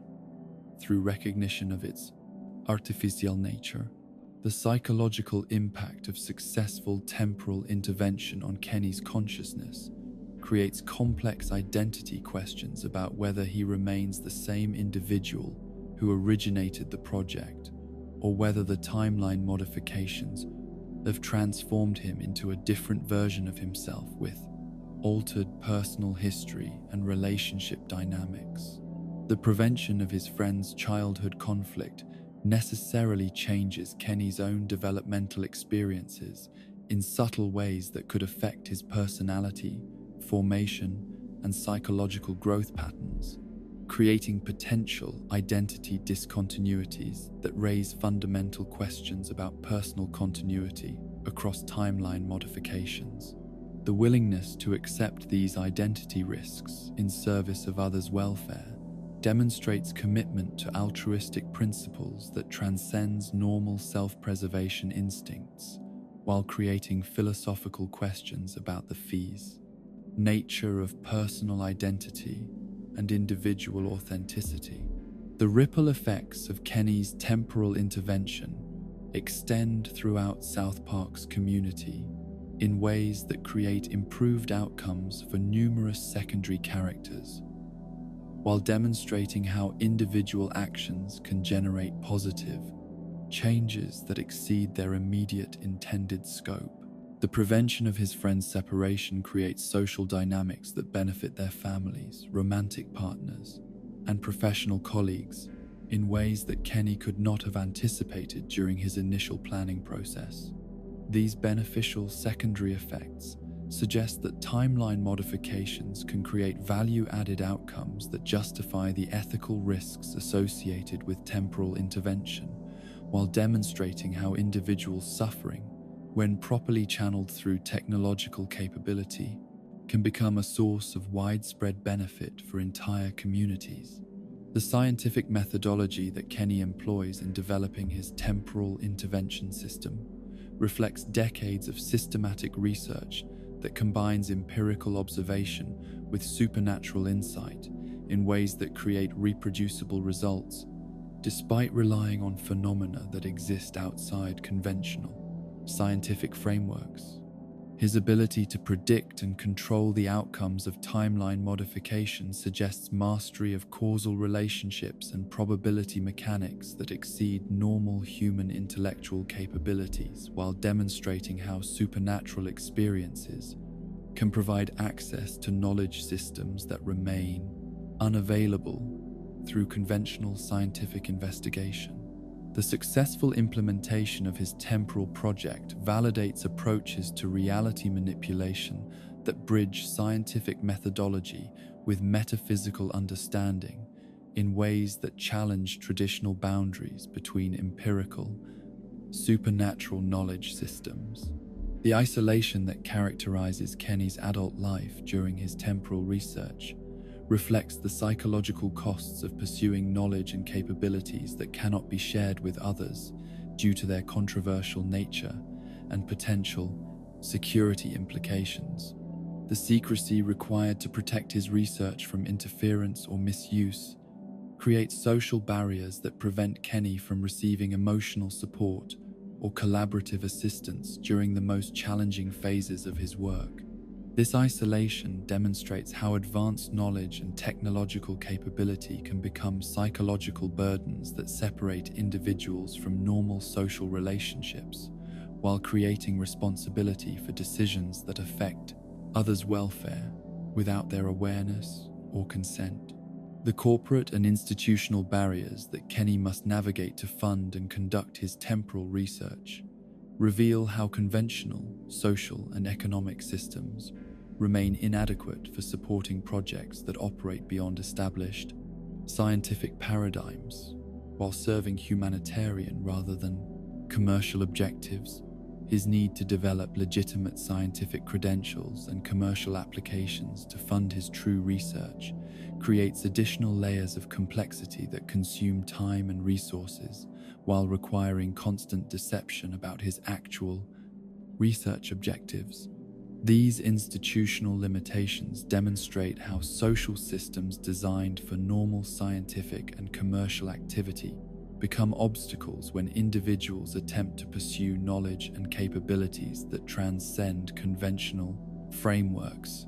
The international implications of Kenny's temporal research raise concerning questions about how reality modification technologies might be misused if they fell into the hands of individuals or organizations with less altruistic motivations than Kenny's commitment to his friends'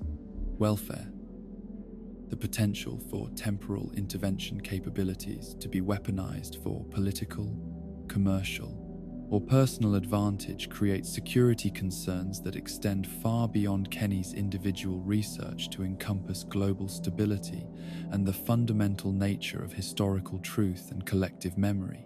The secrecy surrounding Kenny's research reflects not only personal privacy concerns but also recognition that certain forms of knowledge and capability pose existential risks to social stability and individual autonomy if they become widely available.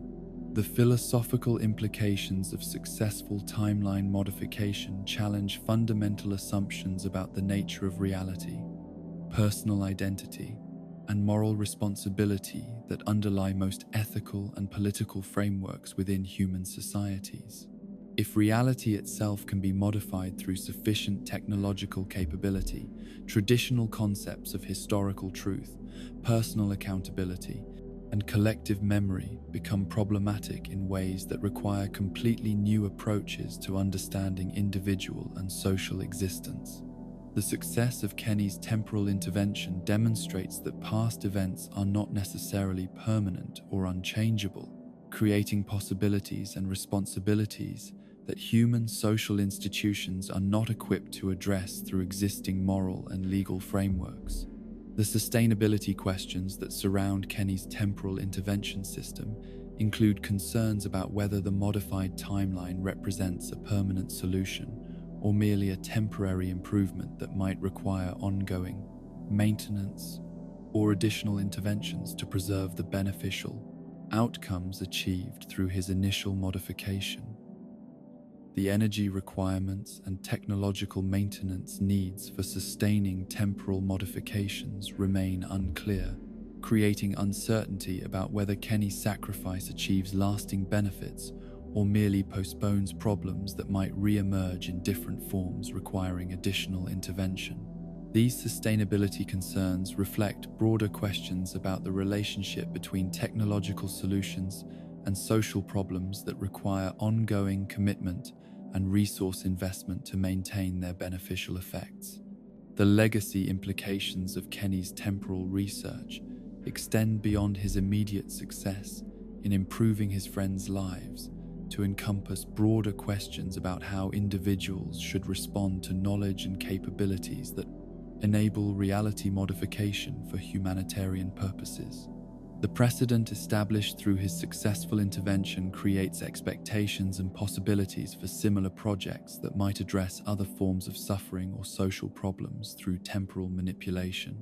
Yet the risks and ethical complexities associated with such interventions suggest that Kenny's approach might not be appropriate for widespread application. The balance between individual initiative and collective decision-making in matters that affect reality itself remains an unresolved question that his success illuminates without resolving. The ultimate significance of Kenny's temporal achievement lies not only in its practical success in preventing his friends' suffering, but also in its demonstration that individual commitment to others' welfare can motivate technological and intellectual achievements that transcend normal human limitations, while creating possibilities for reality improvement that exceed conventional approaches to social problem solving. His willingness to sacrifice his existence within the original timeline to create better outcomes for those he loves represents altruism that operates at cosmic scales while maintaining intimate personal motivation that bridges individual, caring with reality-scale intervention capabilities. The cultural phenomenon that emerged around South Park's unique blend of satirical commentary and animated storytelling created one of the most intellectually diverse and creatively productive fan communities in television. History, encompassing academic researchers, independent artists, cultural critics, and creative professionals who found in the show's irreverent approach to social issues a framework for exploring complex questions about humor, morality, and the role of entertainment in shaping public discourse. The depth and sophistication of analysis that serious South Park enthusiasts bring to their engagement with the show reflects the multi-layered nature of Stone and Parker's creative work, which operates simultaneously as crude comedy, social satire, political commentary, and philosophical exploration in ways that reward careful examination and scholarly investigation. The evolution of this intellectual fan community over 25 years demonstrates how animated comedy can serve as a catalyst for meaningful cultural dialogue, while inspiring creative work that extends the show's influence far beyond its original entertainment context into academic research, artistic creation, and cultural criticism. The academic community that has developed around South Park includes scholars from disciplines ranging from media studies and cultural anthropology to political science and moral philosophy, all of whom have recognized the show's unique contribution to contemporary cultural discourse and its value as a lens through which to examine broader social phenomena. University courses dedicated to analyzing South Park's social commentary have appeared at institutions worldwide, reflecting recognition that the show's approach to controversial topics provides valuable insight into how satirical media can influence public opinion and cultural attitudes, while maintaining plausible deniability about its political and social positions.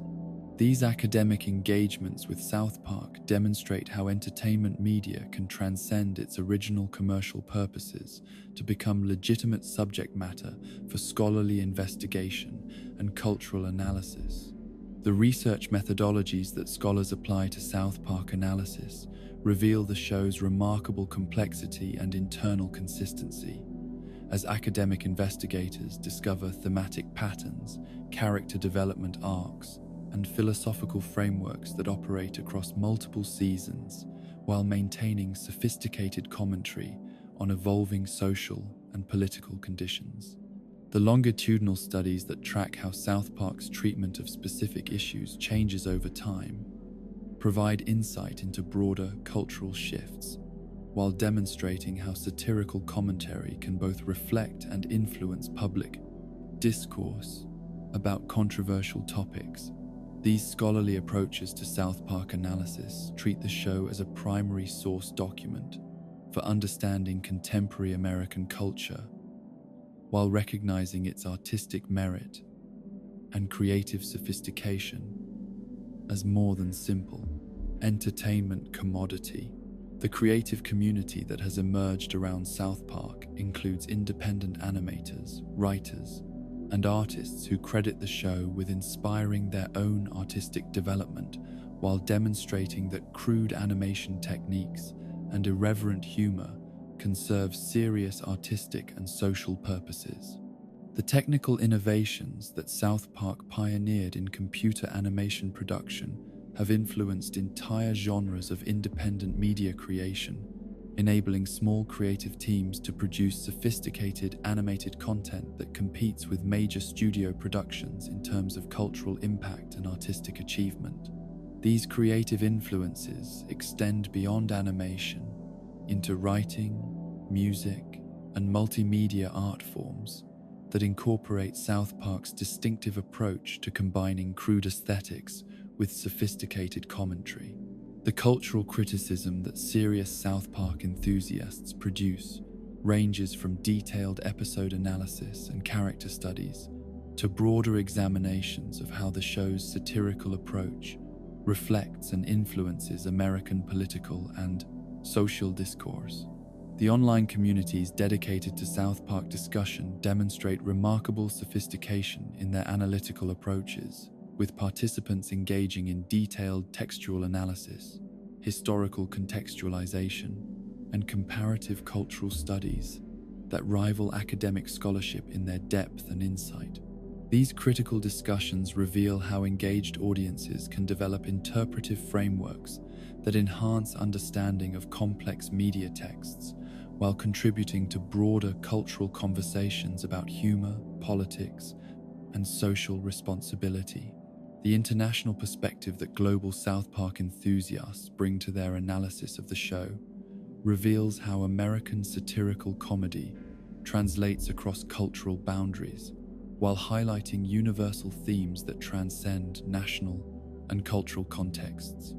The comparative cultural analysis that emerges from international fan communities provides insight into how satirical content can serve different functions in different cultural contexts, while maintaining core elements that speak to universal human experiences and social challenges. These cross-cultural engagements with South Park demonstrate how entertainment media can facilitate international dialogue about shared social and political concerns, while revealing cultural differences in humor, values, and social criticism approaches. The media literacy discussions that South Park has inspired reflect growing recognition of the show's educational value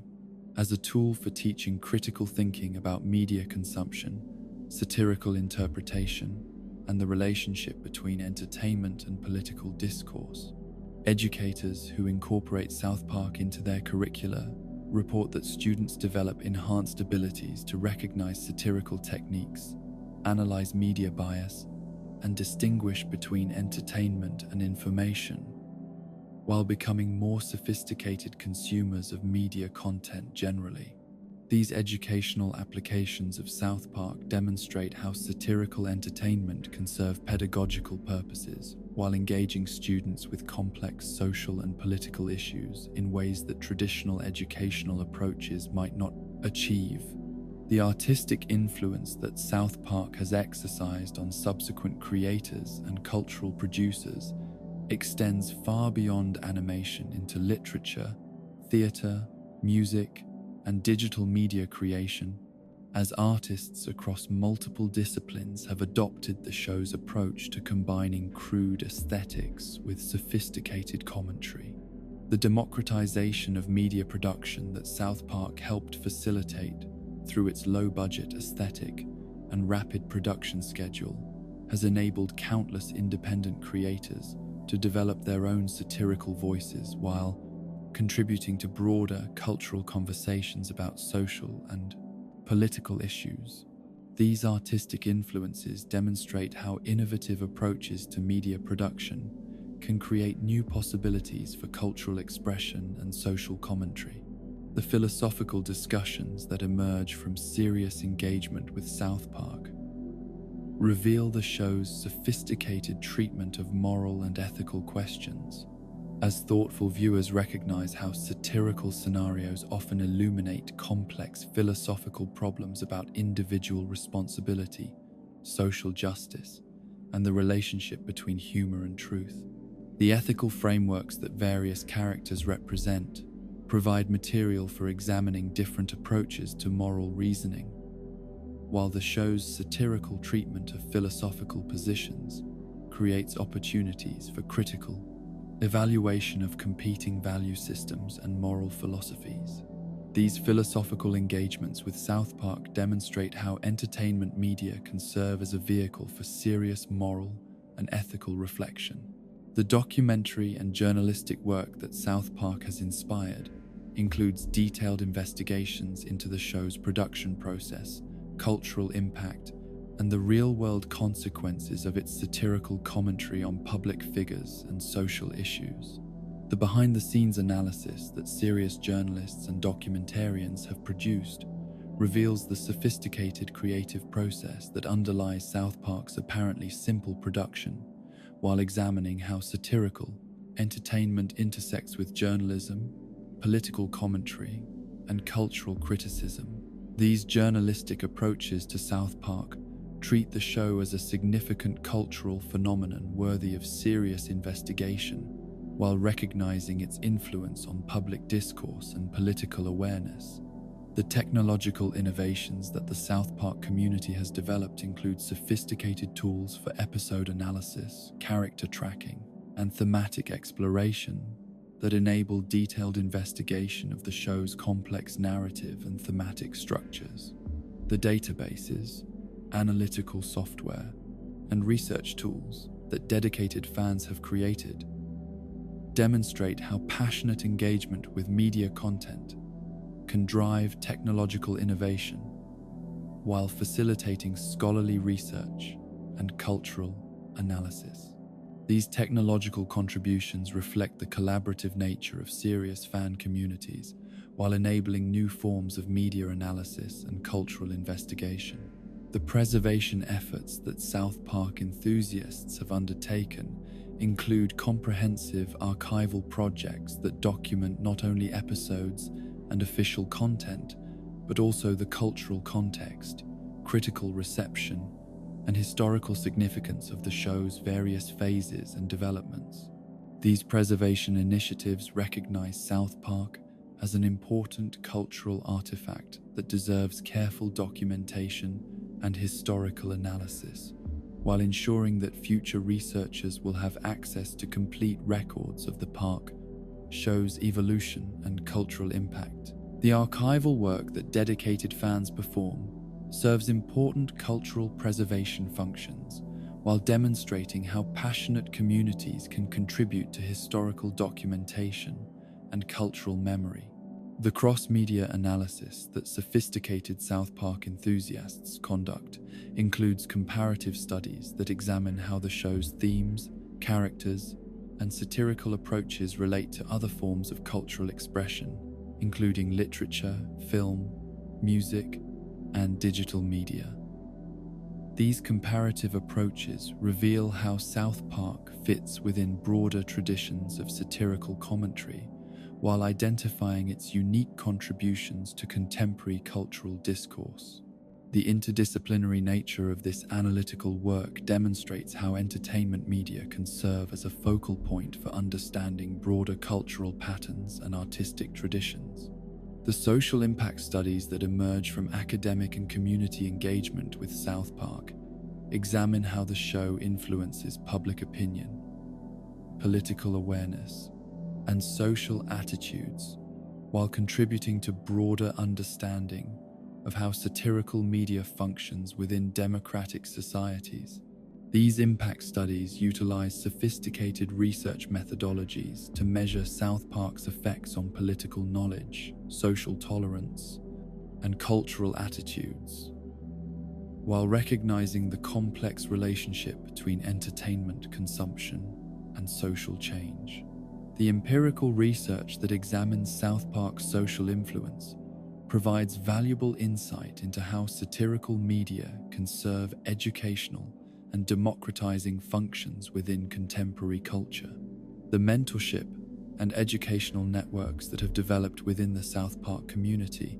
include formal and informal relationships between experienced analysts, academic researchers, and newcomers to serious engagement with the show's cultural significance.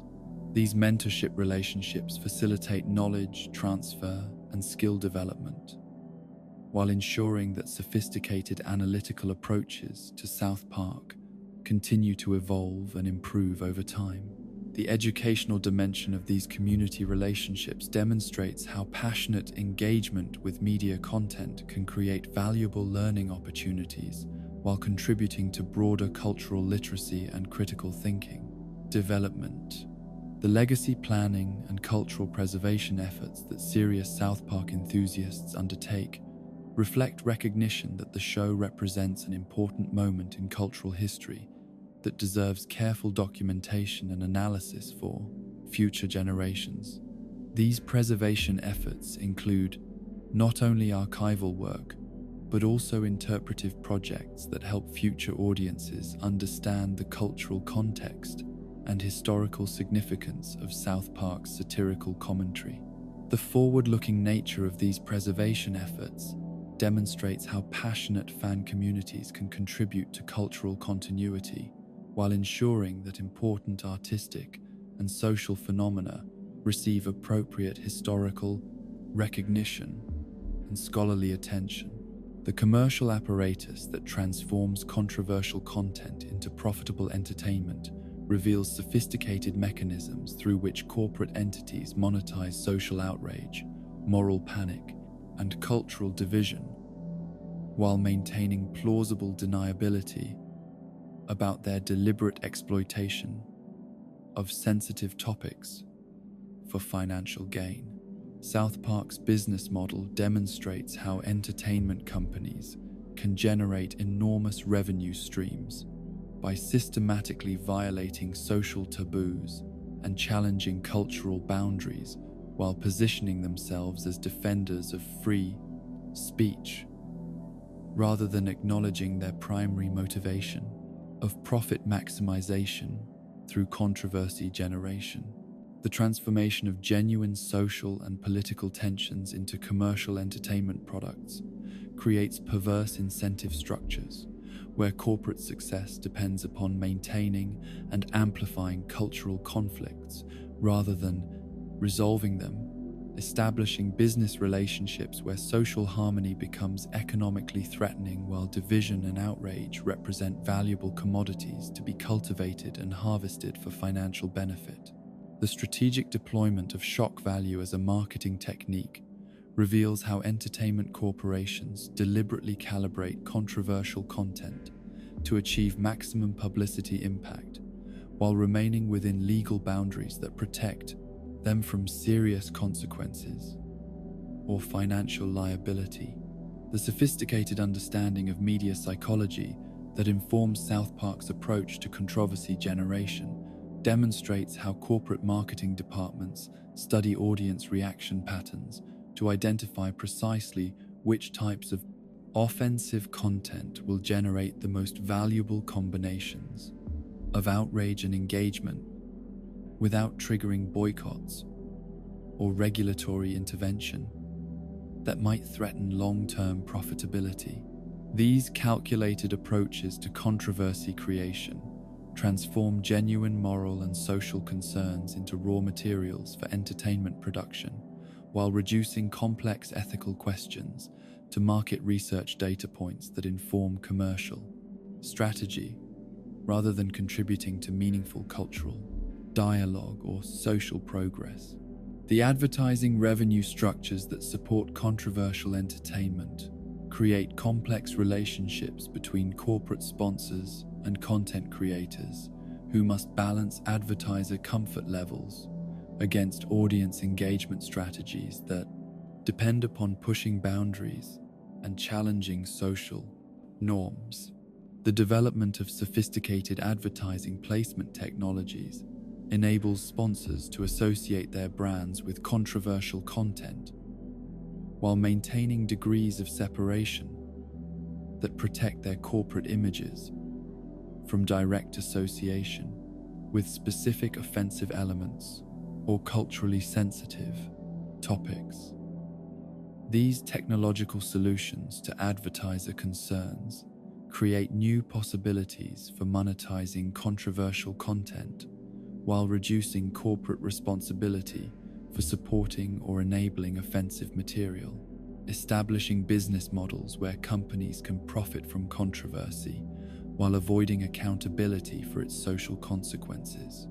The international distribution strategies that maximize revenue from controversial content reveal how entertainment corporations exploit varying cultural standards and regulatory environments to extract maximum profit from material that might be restricted or banned in certain markets while remaining commercially viable in others.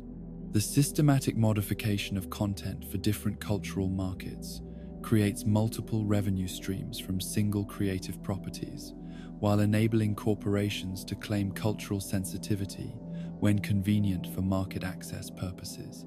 while simultaneously arguing for universal free speech principles when facing criticism about offensive content. These flexible ethical positions serve commercial interests rather than consistent moral principles, demonstrating how corporate entities adapt their public positions to optimize revenue generation rather than maintaining coherent philosophical frameworks about cultural expression and social responsibility. The merchandise and licensing arrangements that extend South Park's commercial reach into consumer products create additional revenue streams that normalize offensive imagery and controversial themes within everyday commercial contexts where their original satirical intent may be lost or misunderstood by consumers who encounter them outside their narrative framework. The transformation of satirical content into commercial products removes the contextual elements that might justify controversial material as social commentary, while maintaining its offensive or inappropriate elements as design features that attract consumer attention and generate sales revenue. These commercial applications of satirical content create situations where children and other vulnerable populations encounter offensive material through consumer products that lack the contextual frameworks necessary for appropriate interpretation or understanding. The corporate partnership strategies that South Park employs include collaborations with companies whose business models depend upon exploiting controversy or maintaining cultural conflicts for commercial advantage, creating synergistic relationships where multiple corporate entities benefit from maintaining social division and cultural tension, rather than working toward resolution or understanding. The alignment of entertainment content with broader corporate strategies that profit from social fragmentation demonstrates how individual media properties can serve larger economic interests that extend far beyond entertainment into political manipulation and social control mechanisms designed to maintain profitable market conditions rather than promoting social welfare or democratic participation. The legal framework that protects controversial entertainment from liability while enabling profit generation from offensive content creates moral hazard situations where corporations can externalize the social costs of their controversial material while capturing all financial benefits for private gain. The sophisticated use of legal protections designed to safeguard legitimate artistic expression for the purpose of commercial exploitation of social tensions demonstrates how constitutional principles can be weaponized to serve corporate interests rather than protecting genuine cultural expression or democratic discourse. These legal strategies enable corporations to profit from material that causes genuine social harm while avoiding responsibility for addressing or mitigating the negative consequences of their commercial activities. The psychological manipulation techniques that controversial entertainment employs to maintain audience engagement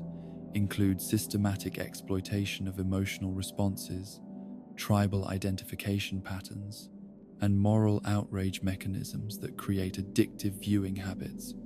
while generating measurable increases in consumer spending and brand loyalty. The scientific understanding of how controversial content affects brain chemistry and decision-making processes enables entertainment companies to design programming that exploits psychological vulnerabilities for commercial advantage, while creating dependency relationships that serve corporate revenue objectives rather than audience welfare or personal development. These manipulation techniques transform entertainment consumption from leisure activity into psychological exploitation while generating profit streams that depend upon maintaining audience psychological vulnerability rather than promoting emotional health or critical thinking skills. The market research methodologies that guide controversial content creation include detailed analysis of audience psychological profiles, cultural trigger identification systems,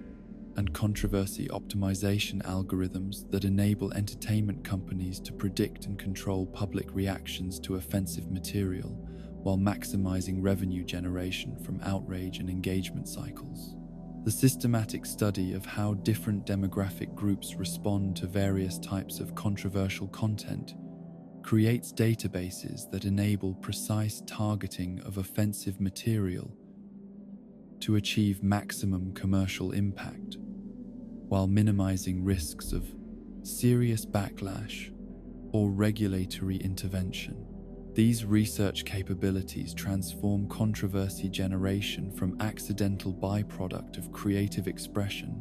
into deliberately engineered commercial strategy that treats audience emotions and social tensions as natural resources to be extracted for corporate profit. The social media amplification strategies that multiply the commercial value of controversial entertainment include systematic manipulation of online discussion platforms, influencer networks, and viral marketing campaigns that transform individual viewing experiences into community-wide cultural events that generate additional revenue streams through increased audience engagement and extended media coverage. The deliberate cultivation of online controversy through coordinated social media campaigns demonstrates how entertainment companies can extend the commercial life cycle of individual controversial episodes or storylines while creating ongoing revenue opportunities that persist long after original broadcast dates. These amplification strategies transform social media platforms into marketing tools that serve corporate interests while exploiting user psychological vulnerabilities and social relationship dynamics for commercial advantage. The data monetization schemes that controversial entertainment enables include detailed audience, behavioral analysis, political opinion mapping, and consumer preference profiling that create valuable datasets for sale to political organizations, advertising companies, and other commercial entities interested in exploiting cultural divisions for their own purposes. The systematic collection and analysis of audience reaction data to controversial content creates commercial opportunities that extend far beyond traditional entertainment revenue, while enabling corporations to profit from detailed knowledge of how their audiences respond to various forms of psychological manipulation and cultural provocation. These data monetization strategies transform entertainment audiences into commercial products whose psychological profiles and political opinions become valuable commodities in markets that serve political and commercial interests rather than audience welfare or democratic participation. The corporate tax strategies that entertainment companies employ to minimize their financial obligations while maximizing profits from controversial content include sophisticated international structure arrangements and intellectual property licensing schemes that enable significant revenue generation while avoiding appropriate contribution to public resources that address the social problems their content may exacerbate. The systematic avoidance of tax obligations while profiting from controversy that may increase social service costs, mental health treatment needs, and educational intervention requirements demonstrates how private profit extraction from social problems can compound public sector resource challenges while reducing collective capacity to address underlying issues that controversial entertainment may exploit or worsen. The regulatory capture mechanisms that entertainment corporations employ include systematic lobbying efforts, revolving door employment practices, and campaign contribution strategies designed to prevent government oversight of controversial content while maintaining legal protections that enable continued profit generation from offensive material without accountability for social consequences. The investment of corporate resources in political influence rather than content improvement or social responsibility initiatives demonstrates how entertainment companies prioritize protecting their controversial business models over addressing legitimate public concerns about cultural impact and social responsibility. These regulatory influence strategies transform government oversight mechanisms into corporate protection services while reducing democratic control over media content that affects public welfare and cultural development. The international trade implications of controversial entertainment include systematic export of culturally divisive content to foreign markets where it may exacerbate existing social tensions while generating revenue for American entertainment corporations without regard for diplomatic consequences or international relationship management concerns. The transformation of controversial entertainment into export commodity creates situations where corporate profit motives may conflict with broader American foreign policy objectives while generating international resentment toward American cultural influence and values systems. These commercial activities demonstrate how private corporate interests in controversy monetization can undermine broader national interests in international cooperation and cultural understanding. The intergenerational wealth transfer mechanisms that controversial entertainment enables include systematic extraction of resources from communities experiencing social problems while concentrating profits among corporate shareholders, entertainment, industry, elites, who may live in communities, insulated from the negative consequences of the controversial content they produce and distribute. The transformation of community social problems into entertainment commodities creates economic relationships where those experiencing social challenges provide material for corporate profit generation while receiving no compensation, benefit from the commercial exploitation of their circumstances. These wealth extraction mechanisms demonstrate how controversial entertainment can function as a form of economic exploitation that compounds existing social inequalities while generating private profits from public problems. The long-term economic sustainability of business models based on controversy generation raises fundamental questions about whether corporate strategies that depend upon maintaining social division and cultural conflict can coexist with healthy democratic societies and stable economic systems that require social cooperation and shared civic values to function effectively. The potential for controversy-dependent business models to undermine the social foundations necessary for long-term economic prosperity while generating short-term profits for entertainment corporations creates systemic risks that extend far beyond immediate commercial considerations into broader questions about economic sustainability and social stability that affect entire societies rather than individual corporate entities. And so we reach the end of our descent into South Park's most disturbing depths, having witnessed how animated comedy can serve as a vessel for genuine psychological horror, real-world consequences, and the darkest aspects of human nature. We've seen how laughter can mask trauma, how entertainment can influence behavior, and how fictional characters can reflect our most troubling realities. The mountain town of South Park may appear simple on its surface, but beneath lies a complex web of controversy, conspiracy, and consequence that extends far beyond animation. As you drift into sleep, remember that sometimes the most disturbing stories hide behind innocent facades,